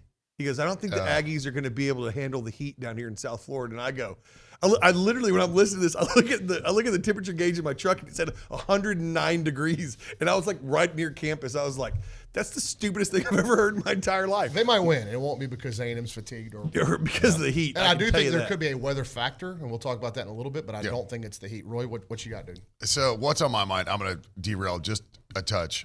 Aggie volleyball. Come on. Let's go. What a start. Let's go. Yeah. But what's on my mind is, this is kind of the game, right? And this isn't your end-all, be-all for the season because it's not a conference game. But this is your true, and we did what we were supposed to do against New Mexico, right? What we didn't do in the past couple of seasons in the non-conference kind of whatevers. 52-10 is what you're supposed to do when you're Texas A&M and you're playing New Mexico. But what a great opportunity to be like, hey, 5-7 was a whoopsie daisies. We're going to go on the road to Miami, and we're going to kind of step on their throats a little bit. So this is such a great opportunity to go to Miami, play what on paper, and again on paper, talent-wise, is one of the better teams we're going to play this year on paper again. But a team that also had a disappointing season. So this is really a statement game. This is a big-time statement game after what we just did, Connor and Noah and Evan, and really what the defense was able to do. Let's go follow it up with a Miami. And I don't know if Miami's going to be good this year. Talent or otherwise, I mean, you never know, right? We had a ton of talent last year, and that's where we were. Miami talented, same thing, right? Both 5-7. What a great opportunity because it's still the U. And that name still carries at least enough weight. If we go to Miami and beat Miami in front of all 32,000 of their fans, maybe 33. Oh. I think that's a little much. I think a buddy of mine, we were talking on a podcast a couple days ago, it's going to be a lot like Colorado, right? I think it's going to be 50-50 Maroon and Miami. So we've got an opportunity to go out there, kind of own that stadium, and kind of step on their neck. Yeah, I think it's an opportunity for the great opportunity for the team, but also the fan base. Like, imagine if A&M plays well and the cutaway shots of the crowd are split 50-50, and you're going, okay, like, how many not times only is there some momentum on the field, but the fan base is this is a big-time vibe game. It's a good vibe. You win with all those people down there. There's a national vibe. Like, oh, my gosh, look at all the fans in Florida. And how many times do we play in the state of Florida, right? Like once every 34 years, basically, is what the rotation's been. So it's big. We're going to look ahead a lot to this coming week, but before we do that, because I know it's later in the week, but you guys haven't got really a chance to rehash what we saw on opening night, and it's easy to gloss over and understand. It's week 1 against a really bad football team. But I'm going to ask you guys this. What were you more pleased with, the production or the operation of the offense? Can I use the word execution? Is that not a buzzword? Yeah. Like, we executed, and to an extent, we ran a vanilla game plan as well, right? But we were able to call simple plays and make them and turn that into 52 points. And what I should probably clarify. What I mean by operation is not a ton of false starts. We had one issue coming out of the half where you had too many men on the field. When that was, even against Sam Houston last year, it was just so clunky. But and we were at the line of scrimmage with 20 seconds to snap it. Right. It was very consistent with how the operation was working. It wasn't just execution from like a blocking standpoint and a run your route properly. That's what I'm talking about. It was an entire execution. Like everything about what we did, minus a couple of. Every game, you're going to have some dummy head kind of calls, and that's fine. And whether they were weak or not, they are what they are. And I said, hey, Miami outgained us by 50 yards, which is really nothing in the grand scheme of things. no, that catch on the sideline doesn't get called back, and we have the exact same offensive numbers, right? Maybe not the same split, but that throw by Connor on that holding penalty was. They made a bunch of good ones. That was incredible. Really nice. And our yardage and points could have been skewed because they were literally holding the ball till they were snapping the ball with like 2 seconds on the clock. And you're going to see some of that strategy out of Cupcakes across the nation, knowing that the clock runs. Like, why not burn all the time you can and at least not get completely blown out, if nothing else, right? So I thought it was execution across the board, not just blocking. It was everything. I thought the play calling was good. I thought it was timely. I thought the defense played well. I thought the rotations on defense were fantastic. Really, it's like the communication, like everything looked well oiled. It's been a couple of seasons since we could say that early in the season, right? Yeah, Jimbo's typically had trouble starting games, starting seasons. Even that 2020 group. I mean, whether it was at 12-7 against Vandy, that opening night or whatever it was, 19-7, and then by the end of the year they had it humming. So it is encouraging, Hunter, that it was different. But anything particularly stand out about the game that you saw that you're like, you can't extrapolate too much because of week 1 in New Mexico, but stuff you liked. Well, back to your question, I will say I'm going to go with operational then, right? Yeah. And that's what I saw between the substitutions. We were never in a situation where we were getting down to 0. And I mean, Max came in late. We did a little bit, but I mean, that offense was clicking. But what I was impressed with defensively, and I just kind of pay more attention to the defense most of the time, right? I like to see who our linemen are, look at those defensive backs, and I was going down the roster. I mean, I know most of them, but we played a ton. In meaningful first half snaps, a ton of defensive linemen and defensive backs. And I thought that was impressive. And they played well. Quite a few linebackers as well. Yeah. What I found to be most impressive, I didn't even realize until yesterday. I watched the Pulse. Did y'all see that? Did y'all watch the Pulse yet? Yeah. Fantastic, by the way. They did a really good job. But I loved seeing stuff that we didn't see was. But I mean, they're Phil McConnor. He's like, this is our culture now. This is our culture. We're gonna win. We're winning. Winning is the culture. After the game, Layden Robinson is in the locker room and he's leading the guys. He goes, guys, this is it. This is over. Miami starts now. We're getting ready for Miami. And he's like and all the guys are locked in. And that's the stuff I'm loving to see. I'm loving to see the guys getting locked in. You've seen some leadership show up, which again, you don't really see from the sidelines, but you see it in documentary style that the Pulse does. That, I mean, they're showing these guys and they're locked in. And so to me, that's awesome. To answer your question, I loved the idea that it was efficient. I mean, plays were coming in and we weren't getting all the way down to, we didn't. I mean, you saw New Mexico had to call 2 timeouts in their first drive, and then they did the same thing the first part of the second half. We didn't have those issues. I remember those days. Yeah. Think of first game. Long ago. Think of first game issues, false starts, plays not coming in, and we just didn't have that. We had, like Bronny said, we had one illegal substitution where they were running a couple guys out there, and that's it. And the picking up of the blitz was great. They blitzed and we picked it up every time. That was fantastic. The things that you wanted to see going in that you had big question marks about, I think just in game 1, you got them answered to a certain extent. The question marks get way bigger this week, right? So going into, and we got a whole hour to dive into this, but the issue or your biggest issue this week against Miami is what? What are you worried about the most? Again, I think everything lives and dies with this offensive line and how well they can protect the quarterback and open lanes for the running backs. I think that our defense will all season should be able to hold an opponent to what we were the top 25 defense last year, and we were one of only 2 top 25 defenses in the entire country that was below 500. So I think defensively we've got the studs everywhere. We should be able to do enough to keep anyone at bay, and then it all boils down to the offensive line play. If they play well, I've said this 3 weeks in a row. 2012 and 2020 were 2 of our best seasons we've had in our SEC days. And what did those 2 things have in common? They had the 2 best offensive lines we've had since we've been in the SEC. Yeah, that's fair. Yeah, I think it's still our run defense, right? That's what I want to see, and I'm a lot more enthused. I saw those guys just crushing gaps and getting penetration the other day. I think we'll be better, but that's kind of what I'm be looking for and paying attention to. Did you see what was happening in the fourth quarter against New Mexico? Did you see the defensive line that was on the field? Yeah. It was Shamar Stewart. What was he rated coming out of high school? 5 stars. DJ Hicks. What was he rated? 5 stars. Gabe Brownlow-Denny. What was he rated? 5 stars. Eni White. High 4-star. Mm-hmm. That's what they're trotting out in That the was fourth like quarter. That's Bama depth. I mean, Shamar got some earlier playing time. Those other Yeah. threes did not. Yeah. I do enjoy when Shamar and Shamar are both out there at the same time. I get a Silla kick was out of out that. there too. That is impressive. And like, go back and watch. And I think Gabe Brownlow-Dindy has just been slowly coming back from that knee. Mhm. But go watch his reps. And I know it's late in a blowout of a bad team. Not in his mind, though. He is walking those offensive linemen into the backfield like they're not in front of him. So, like, these are, again, when you look at what week one, and you can't really take too much out of it either way. But Miami hadn't seen anything like this. They got a good defensive line they've been going up against in camp. But from a talent and depth perspective, I don't know that there's a better one in the country than what we've got across the street. I mean, we've all talked about, you're in the SEC and you've arrived in the SEC when you have depth, right? It's not just the guys you start. It's the guys that can come in and rotate. Mm-hmm. And everything starts in the trenches. There's so many cliches, but they're cliches and they're sayings for a reason. It's because they've proven to be true. And for me, I would love to see us run more.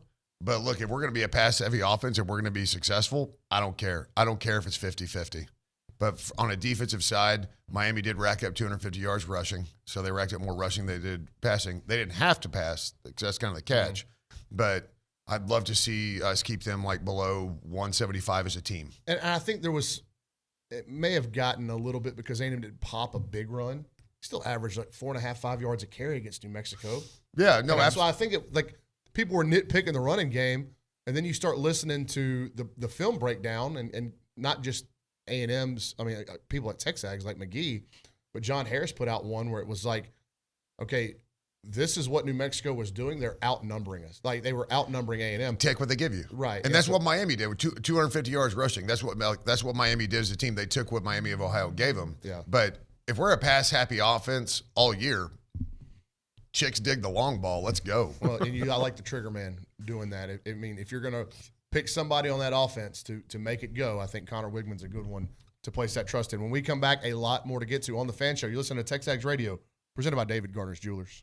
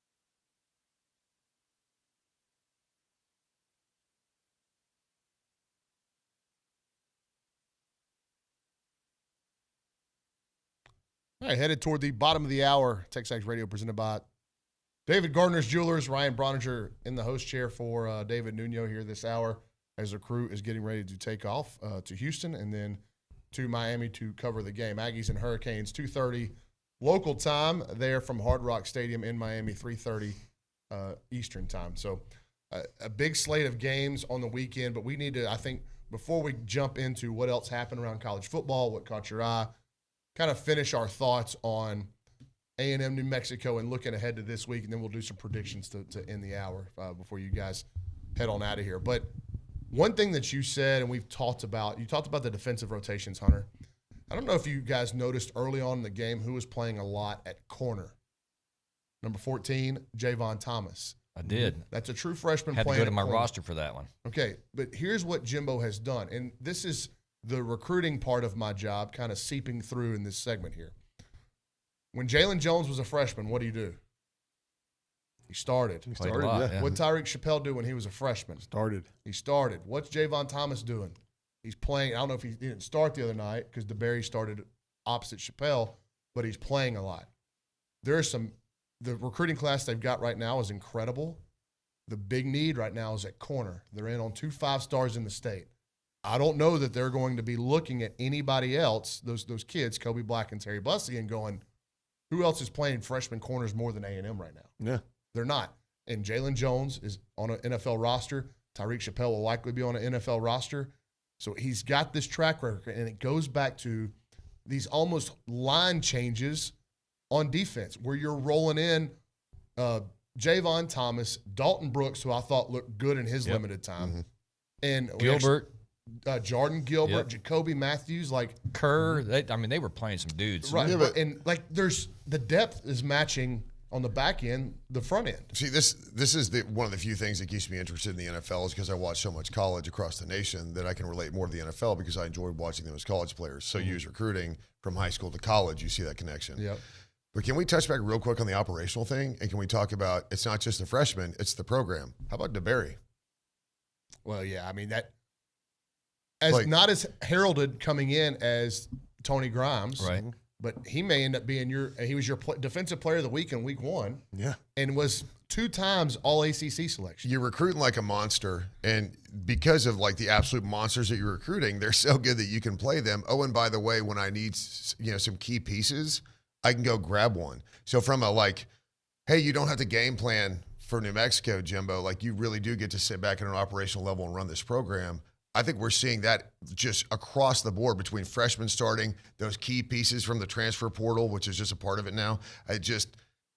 How can you not be thrilled about what's going on right now across the street? There was a lot of people that were looking at Jimbo on the sidelines on Saturday. He looked relaxed. And nothing in his hand, walking up and down, managing the game and the team. It's crazy how much that fired up the Aggie fan base, man. Yeah. It's because I think what it is, and I hate to say it, I think it's because we all – with as much respect as we can have for Jimbo, we do. Yeah, he does come across as we've always thought he might be a little stubborn, he might be a little set in his ways, and to see him let that go and let Bobby Petrino do the offense and let Durkin do the defense, and you manage the game like you're supposed to, like we see Saban doing, like we see Kirby Smart doing, the good coaches are doing. He's out there and he is relaxed. He's walking up and he's smiling. It looked like a different Jimbo to me. Well, it gives him a chance to work the officials. He can have the conversations with Connor or Max or the offense when he wants to, and it gives him time to operate still. It's that ability to be able to do that quick 1-to-1. And I saw, and randomly, I don't know why this always catches my eye. A kid comes off the field and a head coach, not a positional coach, a head coach grabs him, not yells at him, grabs him, and goes, "Hey," and you can see it's like, "What'd you see? Why'd you see it? Okay, maybe you should see it this way," or "Okay, right on, then that's what you saw." And you can see it's like he truly gets to be in that 1-to-1, or one-on-one mentoring position, which I think is where he absolutely thrives. Because if he didn't thrive, he wouldn't recruit well. If he doesn't connect with these players, we wouldn't have the classes we've already had. Yeah. Hunter, you're a busy guy. When you take, over the course of your career, as you've taken stuff off your plate, I'm of the opinion, there are people in this world, and I've worked for a couple of them throughout my professional life, where I understand they built stuff, and it's big and it's awesome.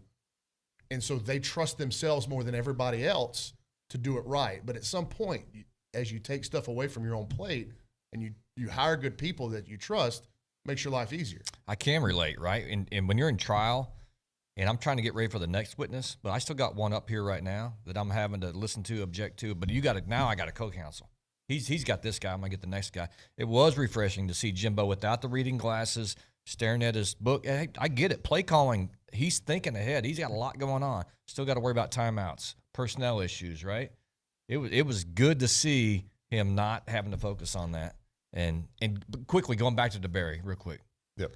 It was so good seeing a corner come up and sticking people All and not game. ankle diving, which I watched a lot of football all weekend, and there's just a ton of defensive backs, and we've seen like it here, the that are backside ankle diving and missing guys. The old Dion Ole. Man, he was sticking people. I mean, good tackling, and not just on pass plays, on run support too. I think they got good tacklers back there. I think Bryce Anderson's a really good tackler. Bryce I think Anderson Damani looks good. Richardson's a good tackler. Jordan Gilbert, from what I've heard, like carries the biggest lumber on the team in terms of packing a punch when he hits you. I think they're in a good spot in the secondary. We'll see. It's early. I'm sorry. I can't. Sorry. That's why I'm grinning like an idiot. I need a Photoshop of Hunter in court, but with Jimbo's like play sheets. That would be funny. Get the reading glasses. There you go. But now he has co-counsel. It's Shirtliff and Petrino. That's right. Yeah, he does though. I think that's the thing. He looks comfortable. He looks relaxed. He was happy. He was smiling. He's having fun. Yeah, and so like and you know maybe and I think why we're so excited is because we like Jimbo. We want Jimbo. We want this program to be successful as he does. And I think that sometimes, when you realize, hey, this is a good thing, and I've done this my way so long, but now I'm changing, and it ends up working out. Maybe that's just one of those things where and you're happy for him. Yeah, and he could be just now scratching the surface of coaching in this new modern era of college football, not only from all the responsibilities that he has now that he didn't have 5 or 10 years ago, but also how he interacts with all this stuff. Like, is A&M's run and recruiting over the summer due to Jimbo having more time to make those calls, and we know how good he is? And does that continue going forward? Is that something we're going to see year in, year out? That it's just there's so much now that it's kind of opened the door to what happens next. Now that he's taken this more not hands off approach, but looking through the telescope instead of the microscope. Yeah. You understand? Yeah. So no, he's able to run the program, not run the offense and the program, and you could sugarcoat it. That's it. He gets to run the program. He doesn't have to worry about running the offense. I wonder how many hours a day he's getting back. Well, he's not getting any back because he's like we all spend them. But yeah, he's a break even. But where he's spending them is maybe it is like you said, that summer run in recruiting. Maybe that's not a crazy summer run. Like maybe that's just going to kind of be our summers. Yeah, yeah. I wouldn't mind it. I mean, I guess I do because that's like the busiest time of my year trying to balance all the stuff that I do. But it was certainly fun to cover. But if it became a routine, it'd be easier to do. Sure, right. Just exactly right. Is there anything? Does the weather forecast worry you this weekend? No. After seeing all the tropical storm models veer off, that was the only thing I was concerned about. Supposed to be slight rain. It's supposed to be slight rain. Could be a little stormy in the first half, and then it's supposed to dry up. But I mean, footballs ain't like they used to be. You can throw a wet football. Yeah, I don't know what their field's like, but other than some footing issues, no. I imagine any field in Florida is going to probably be done pretty well. What is your key matchup? I know you said A&M's offensive line against their defensive line. Hunter, I'm looking at that D line, man, and I'm down with them. I think they're good, but I want to see them stop that Miami rushing attack. Yeah. And I say that. Let me say this though. I say that knowing, our receiving core is amazing. I mean, it is elite. It is fantastic. I'm not worried about them. I mean, because that'd be an easy one to go to and say, oh, hey, how good the receiving. I think the receiving core is going to be fine all year long. I think they're always going to be open, and I think Connor's always going to find them. I think that's going to be. I think that it. How much time does he have? That's why I say the O-line is the most important. It's very specific to this. If we do get weather, so I think my biggest matchup, and specifically if we get weather, because again, even with the new footballs, it gets so wet that you can't start bombing away 60 yards down the field. Here's something we didn't have to think about. What about our tight ends and their linebackers? Get open, those easy passes that even when it's wet, you can throw. Mm-hmm. Like that over the top, throw it 8 yards, he rumbles ahead for 12, move the chains kind of thing. But obviously, I mean, it's going to be the offensive line giving him time or open, depending if it's a light rain. it's Florida, could be a torrential downpour. Right. So if you can open up those gaps, whether it's or just protect, whether it's run blocking or pass pro, because but the tight end can tight end and screens that you can alleviate some of that. And it's close to the line of scrimmage. It's if it is wet, big bodied, own the space for Connor to get the ball to him. Look, they got real players on the defensive line. We shouldn't just gloss over that. I like what you said about the A&M's offensive line. Leonard Taylor might be a first-round draft pick. They got some dudes. Yeah, they got real players. It's straight up on paper. Their talent is almost as like it's one of the top 3 teams I think we play on paper in talent this year. Yeah, it's the same way with us. We went 5-7 last year too. So did they. But the reality is, on paper, their roster is wildly talented. Mm-hmm. This isn't the Miami of last year. Quite frankly, last year we didn't know it was a pillow fight. We didn't know that. Here's what I would like to see, and if this starts happening, I think A&M's in a good spot. If they do well against the Miami rushing game, put the ball in Tyler Van Dyke's hands and make him beat you, because I know he's talented. I still got questions about the kid. When you go back and Olin actually looked at this, that year, that 2021 season, where he ended so strong and then was getting Heisman buzz going into last year, go look at the defense that he put up those numbers against. The defenses, not good. Very not good. So I got questions about how that guy operates against a top talent, top quality defense, especially if the defensive line is winning the line of scrimmage. I think he might be a tad overrated. We'll see. Like, this is an opportunity for him too. Yeah. But at the same time, despite that you went run heavy against Miami of Ohio, like his QBR was doo-doo against Miami of Ohio. No, period. That's it. To play devil's advocate here, though, he was dealing with a thumb that he hit on a helmet. And they didn't know if he was going to be going or try to sit out to get healthy for the A&M game. So I do think it was vanilla because of that too. But again, this is a big prove it. As much as it is for A&M, Miami ended last year with the same exact record, with a lot of the same questions. Yep. Now they're playing 17 true freshmen this year. They're playing a lot of true freshmen this year. Been there. So there's a lot of similarities here. There's a lot of people in the country going, okay, I'm going to watch that game and somebody's going to prove something to me. This is a big-time national spotlight game. And that's another reason why it's such a big opportunity. And because we're kind of sitting in that slot, right? Bama, Texas, night game, right? Mm-hmm. It's week 2. There's not a ton of huge matchups.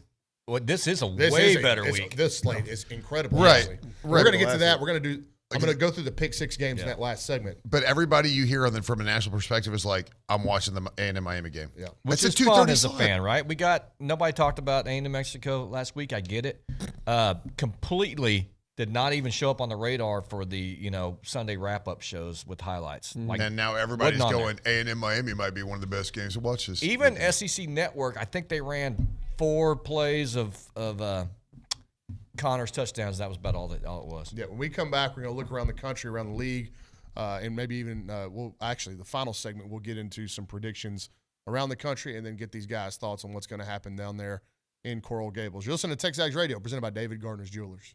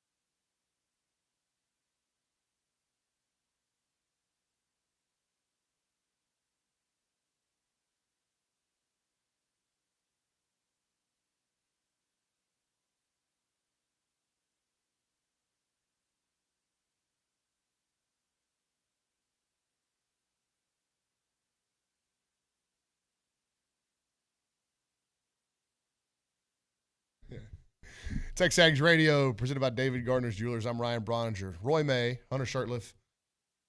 Matt Browning. I know your name. I was going to let you introduce yourself. I almost forgot my name. No, you have it on your hat. It's on my hat. Hunter Shirtliff and Browning Roofing. Yeah. Good branding. It's good branding. Yeah. Hey, so we do need to go through games. Actually, I was about to call you Kelly. That's why I started. Oh my gosh! I know. To be fully honest with you, is it because of what we did to the Rangers? Is that why he's not here? Yeah, he couldn't show his face. Oh, I didn't know he's a big Rangers guy. Oh, I mean, what an absolute beatdown. They'll talk about that series for a long time. Yeah, that's why he's not here. Yes, I think Abreu just had another RBI this morning. Or with his Altuve. eggs. Oh my God! I mean, what a run! All right, so around the country in college football, a lot of competing programs to grab the national headlines. For you guys, and we'll start with Roy. What was the biggest thing that stood out nationally about Week 1 for you? Well, if it's not kind of the Florida State LSU, just entire game, really. But the problem is, then you're like, holy crap, Mike Elko, can I go to North Carolina and give you a hug because I love you? Yeah. Like I'm so happy for Mike Elko and what he did. And it's not because I hate Clemson. It's just, man, what an absolute grab up and punch you in the face statement. Wasn't like walk-off field goal, like just kind of beat him down. Now, I've got a great history or a great past with Coach Elko and a great relationship with him and his son. They played for 12 while they were here. But it was kind of an anomaly to me because if you go and just look at the stats and the numbers, Clemson had over 400 yards of offense, 30-something first downs. They got inside the 5-yard line 3 times and came away with nothing. So there was now attribute that to Mike Elko's defense when they got down there. Duke played their tails off. They really did. Tails off. Yeah. And left an indelible impression for the college football landscape for the rest of the season, no question. But Dabo took a lot of heat this week in his press conference because he said, if our offense does what they did last week consistently, I'll be fine with it. And what he meant was like, the numbers were there. Yeah, we're not going to go inside the 5-yard line and not score that often ever again. So it's kind of weird. He didn't mean stall out a drive inside the 5. That reminded me of Michigan TCU playoff game. Michigan kept getting inside the 5-yard line too, and just gave that game away. But I agree with you. Clemson's going to be okay. I thought it was interesting the Klubnik Riley battle. The combination of those two, which a lot of Aggies wanted here, both of those guys, and I just thought that was kind of interesting. And not to say he's terrible by any means. It's just, look, Duke played the better game. And so I've actually been to a game at Duke. It was a day game, and because Army was there, I was stationed at Fort Bragg. I was like, hey, let's drive with the Duke. Why not, right? Never been there. That's a tough ticket. Hey, it was real tough. I'm not even sure I got a ticket. I think I just walked in. But so it was so crazy for me because I saw Army at Duke, day game. I think it was like an 11 a.m. kickoff. Me and like 38 other people were there. And I think a couple of Cameron crazies that got lost and ended up in the football stadium. But to see that stadium the way it was that night, like it shows you what Mike Elko is kind of doing there. He's an incredible coach and just a great dude. And like you hated to lose him. I had an opportunity to talk to him a couple times. I wholeheartedly agree with that. But like he's having success at a basketball school, and that's really what it is. Yeah. And to come up and bite Clemson, and really what was kind of the primetime matchup, like let's go. That was outstanding. Yeah, for me, Duke was my answer. Matt, what about you? I mean, I would say the for a little closer home would be the FSU LSU game, showing that LSU. I'm not Colorado. Colorado was obviously a big one. That was a fun game to watch. But I mean, TCU is, who knows? They could be terrible. I mean, they lost a lot, but the big one for me would be LSU at Florida State. Just seeing Florida State just smack them in the mouth and beat them down. And that's it was a good roster they got. What a second half. Yeah. And so, and I know LSU lost to them last year and then turned it around and had a fantastic season. And I actually thought about that too going into the Miami game. If somehow we drop this Miami game, I mean, the season's not over. I know that everyone will run to the cliffs, but I mean, you saw what LSU did after losing to Florida State last year. They came back, won the West, got into the SEC championship game.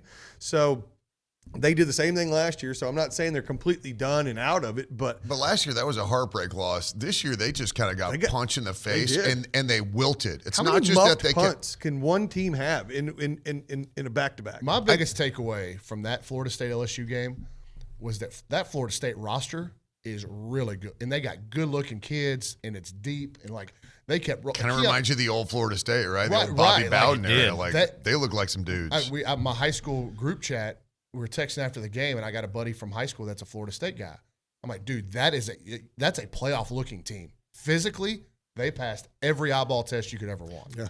And they got the right guy at quarterback, Sure, right? And good that's what player. we saw this He's weekend. fun. I think Riley Leonard. I mean, when you have a dynamic quarterback that can make plays, you're going to win more football games in college football. Thank you. We finally have that. Jimbo finally has a guy, and I love Kellen Mond, but we finally got a 5-star, Power 5, legit quarterback playing at Texas A&M is going to help us. The other games, I just thought, it's like, that's a shame. Baylor, Tech. Oh yeah. Oh my. South Carolina. Like Joey McGuire though. Like, it's hard for me to be sour on Tech because I really like Joey McGuire. Yeah, he's fine. Yeah, not for me. I've been hit in the face with tortillas, had batteries thrown at us. They're the worst. My daughter's best friend. So my daughter's a freshman. Her best friend's a freshman at Baylor. So she came back after the game, like a surprise visit to my daughter, and she's kind of like my second daughter. She comes in a Baylor sweatshirt, and I was like, "You need a hug, don't you?" Well, listen, I think the story of that is G.J. Kinney at Texas State might be onto something there, and he was blowing the doors off the FCS at Incarnate Word, and now he started to score a bunch of points at Texas State with T.J. Finley. Right. Oh my. And so this is a guy to keep an eye. Like his stock is going arrow pointed way up for G.J. Kinney in terms of national appeal as like the next lower level guy that's going to get his big shot soon. And the Dave Aranda, that thing's teetering over there. And what is Baylor in the new age of college football? Right. Baylor, Oklahoma State, there's some big questions. Texas Tech. Not great, Bob. They got some big questions to ask out there. But when we come back, we're going to look at the Pick 6 games, pick some games nationally, and obviously get these guys' thoughts on what's going to happen with Texas A&M in Miami on Saturday. You listen to TexAgs Radio, presented by David Gardner's Jewelers.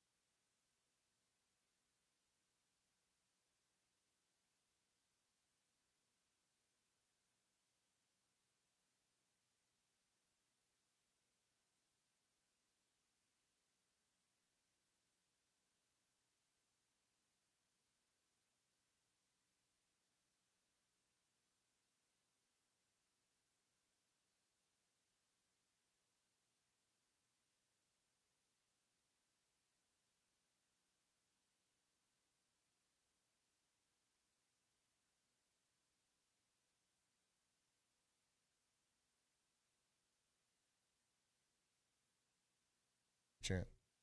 All right, final segment on a Thursday morning, TexAgs Radio, presented by David Gardner's Jewelers, inside the lovely Rollo Insurance Studios. I'm Ryan Broniger, Roy May, Hunter Shirtliff, Matt Browning here on the Fan Show to take you home. Presented by Gerard Construction. Presented by Gerard Construction. Gotta give Kelly a shout. We don't just build homes, we build relationships. That's right. Y'all buried him in the Gerard last. I kind of buried him in the last Construction.com. relationship, and y'all are bringing it back. All right, let's pick some game, guys. We do the pick six on TexAgs. I believe Nick has a very nice graphic that he made for that, so we're going to go through these games. We'll pick them against the spread. There you can see them right there on that TV. Here's what I think. There are 3 games on this board that are absolutely stealing money, and I would parlay them. Yeah. I think there are 3. These lines are crazy in 3 of these games, but we'll start. I've not seen these lines. Nebraska Holy crap. hosting Colorado in Lincoln. Buffs favored by 3.5. No, in Boulder. No, it's in Boulder. It's in Boulder. Excuse me. Yeah. I'm going. I'm honestly, I'm gonna stay on the Deion train. I'm gonna say Colorado wins that game, and say they cover. I feel like that is everybody's week 1 overreaction where we're all going to jump on Colorado now, but I was pretty impressed by them. It was too. And it's in Boulder. It's Nebraska. That place, I actually like, except for their student section. I mean, I like that venue, that scene. They can get rowdy. I'd go Colorado also. Yeah, 3.5 at home. You get 3 for being at home, so it's basically a coin toss. I'm going to take Nebraska just because why not? Well, Nebraska looked putrid on offense in week 1. Yeah, I know. That's I bad. literally have no reason how are they for it. going to score with like the weapons that Colorado's got, especially home debut for Deion? I'd be betting a lot of money on Colorado. You know, Vegas doesn't pay its own light bill because you're generally right. Like we pay the light bill. So at what's 3.5 funny is, at home, it's a coin flip. What's funny is that's not even one of the 3 I'm thinking. I think that's stealing money there. I think this next game is stealing money. Okay, Utah, Baylor. I believe this one is in. That's in. Was that Baylor? It's in Waco. Yeah. Yes. Assuming these graphics are right, yeah, it's in Waco. It's in Waco. Yes, and the I think Utes this one's are favored stealing by money. 8.5. I think this one's stealing money. I think Utah, what they did against Florida, with a backup quarterback. And Baylor lost to Texas State. Yeah, no, this is I think this is stealing money. I'm going Utah, and they cover big. Yeah, I think Baylor's got defensive issues now, and now they have their own quarterback issues. This is a no-brainer, and if Cam Rising's back, it's a double no-brainer. It's another one. I think this is easy money. This is free money. I think Utah rolls them by 2 scores. Baylor lost to Texas State by 2 scores, and they really had to score late to even make it look better. It kind of flattered Baylor there. That scoreline did. All right, Ole Miss, Tulane in New Orleans. Ole Miss favored by 7.5. I know talking to Nick back there, he thinks Tulane wins it outright. Give me the wave. I'm with Nick. I didn't know he said that. Let's go. Give me the wave to win outright. Let's go. At a touchdown plus, I would also just take Tulane because I'm not sold on Ole Miss. But I think Ole Miss gets it done here. If not, you're going to have to listen to this Tulane college football playoff hype train, and this is the only game they play all year. Yeah. Because the rest of their schedule is pure hot garbage. Right, but we also get to hear Lane Kiffin cry in a press conference. So I would love that. Don't get me wrong. Hopefully he's doing that more than once this year. Right? Yeah, I know. I'm going Ole Miss simply because every year they Really? start the season so strong and then they just fall off. So be it that it's game 2 of the year, I'm going Ole Miss. 7.5. I'm covering. Yeah, my gut tells me Ole Miss because if they get they don't try to stop scoring, and I think Tulane plays a little bit different game. So I could see a late score by Ole Miss to push it to 10. Maybe it's a tight game. They push it to 10 or 11 late. And Lane's a little old school, and he understands, like, when you look back at my schedule and I won by more points than I did less, he has no problem running up the score. Sure. And so but that one's a little fuzzy to me. Here's one I think that's pretty clear. Yeah. Oregon traveling to Lubbock. Ducks favored by 7.5. Free money. Should we move the decimal point and say minus 75? Now, look, they played Portland State. They scored 81 points. They scored 81 points. I don't care against air. Yeah. I think why the number is that, Bo Nix's road splits over the course of his career have been brutal. Remember when he came to Kyle Field, how bad he was? Yeah. That's been him his whole career. Enjoyable. Yeah. So I'm going. This one is probably the easiest one up here. Yeah. I'm going Oregon, taking the points. They should absolutely roll them. Hey, I'm old enough to know night games. I was about to ask if it's a night game at AT&T. That's a whole different deal. Things get weird in Lubbock but at night. I'm going to take Oregon there. Yeah, I think Oregon covers. Do we know the over-under? Because I'd be taking the point total. I'd be very interested in taking the team totals, the Oregon team total over, and then the combined over-under. I'd take the over. There's not a lot of over I wouldn't take in that game. Yeah. All right, Texas at Alabama. Primetime in Tuscaloosa, Tide favored by 7.5. I think this is really interesting. I think Texas keeps it pretty close here. I've picked every single favorite and their points. So with this one, I'm going to do that again. I think Bama absolutely. I hope. And again, this is more wishful thinking. Yeah. There's wishful thinking here because I want Bama to absolutely destroy them. I want them to remember how close it was last year, and I want them to just go out there and absolutely just. I mean, I watched that Texas game, and that O-line is not very good, and that was against Rice. They're going up against a D-line that looks like ours, nothing but 4 and 5 stars everywhere, talent everywhere, better coaching. I hope they absolutely blow their doors off. So I'm going to go with my heart here, and I'm going to take Bama in the points. I actually have some rationale. I'm the same way.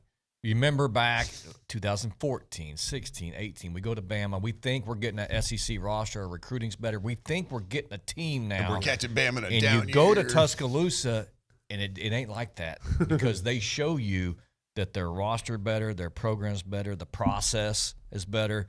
So I think they're going to get to Quinn Ewers. I think he's going to get shaken. I'm going to take. I'd give the points easy on that one. I'm going to come at this from a very rational perspective because me personally, I hope Bama beats it by 137 points. But rationally speaking, we got all these reports about how good the defensive line was coming out of Texas, right, in the summer and camp and fall camp. Maybe it's because their offensive line completely sucks. Maybe that's what it is because we saw it against Rice, and no offense to Rice, they put out a ton of Rhodes Scholars. It's a fantastic university. Baseball program was great for a long time. Their football program's never been good, all right? Smart, really, really smart physics guys generally aren't 310-pound defensive linemen. And Rice kind of chewed them up. They kind of chewed them up. And there were some really embarrassing missed assignments from an offensive line standpoint at Texas that you can't make those kind of, like, your athleticism should overcome your mistakes. It was bad. And Quinn Ewers against a bad defense still kind of looked, I mean, he looked good, but if you look at the mechanics and what he did, some of it looked really bad. And it's a little late for him in the game for him to still have those bad mechanics. So I'm taking Alabama all day to cover. You could make this 14 I think Texas covers. I got questions about Jalen Milroe. Great athlete. Can he perform against the top level? I think he can out-athlete. All right, we got about 50 seconds. Aggies on the road, 4.5-point favorites. I think that's up from 4 earlier in the week over Miami. Give me a score prediction, Kelly, on the way out. I'm going. Kelly, I did it. I did it. Bronny. Shout out Gerard Construction. Shout out Gerard Construction. That's okay, Lucci. I mean, Bronny. All right, I'm going Ags. I think this is. I think we show up. We kick tail and we start changing some narrative. Yeah, I saw enough last week. I'm going to lay the 4.5. Take the Aggies. 31-10. 31-10. I think A&M, depending on the weather, I like the Aggies. 31-10. I don't care if it's a monsoon. All right, guys, thank you for coming in. Thank you. Stuff. I'm Ryan Broninger. David Thanks, Nuño will Billy. be back. David will be back with you guys tomorrow from Miami. You listen to TexAgs Radio, presented by David Gardner's Jewelers.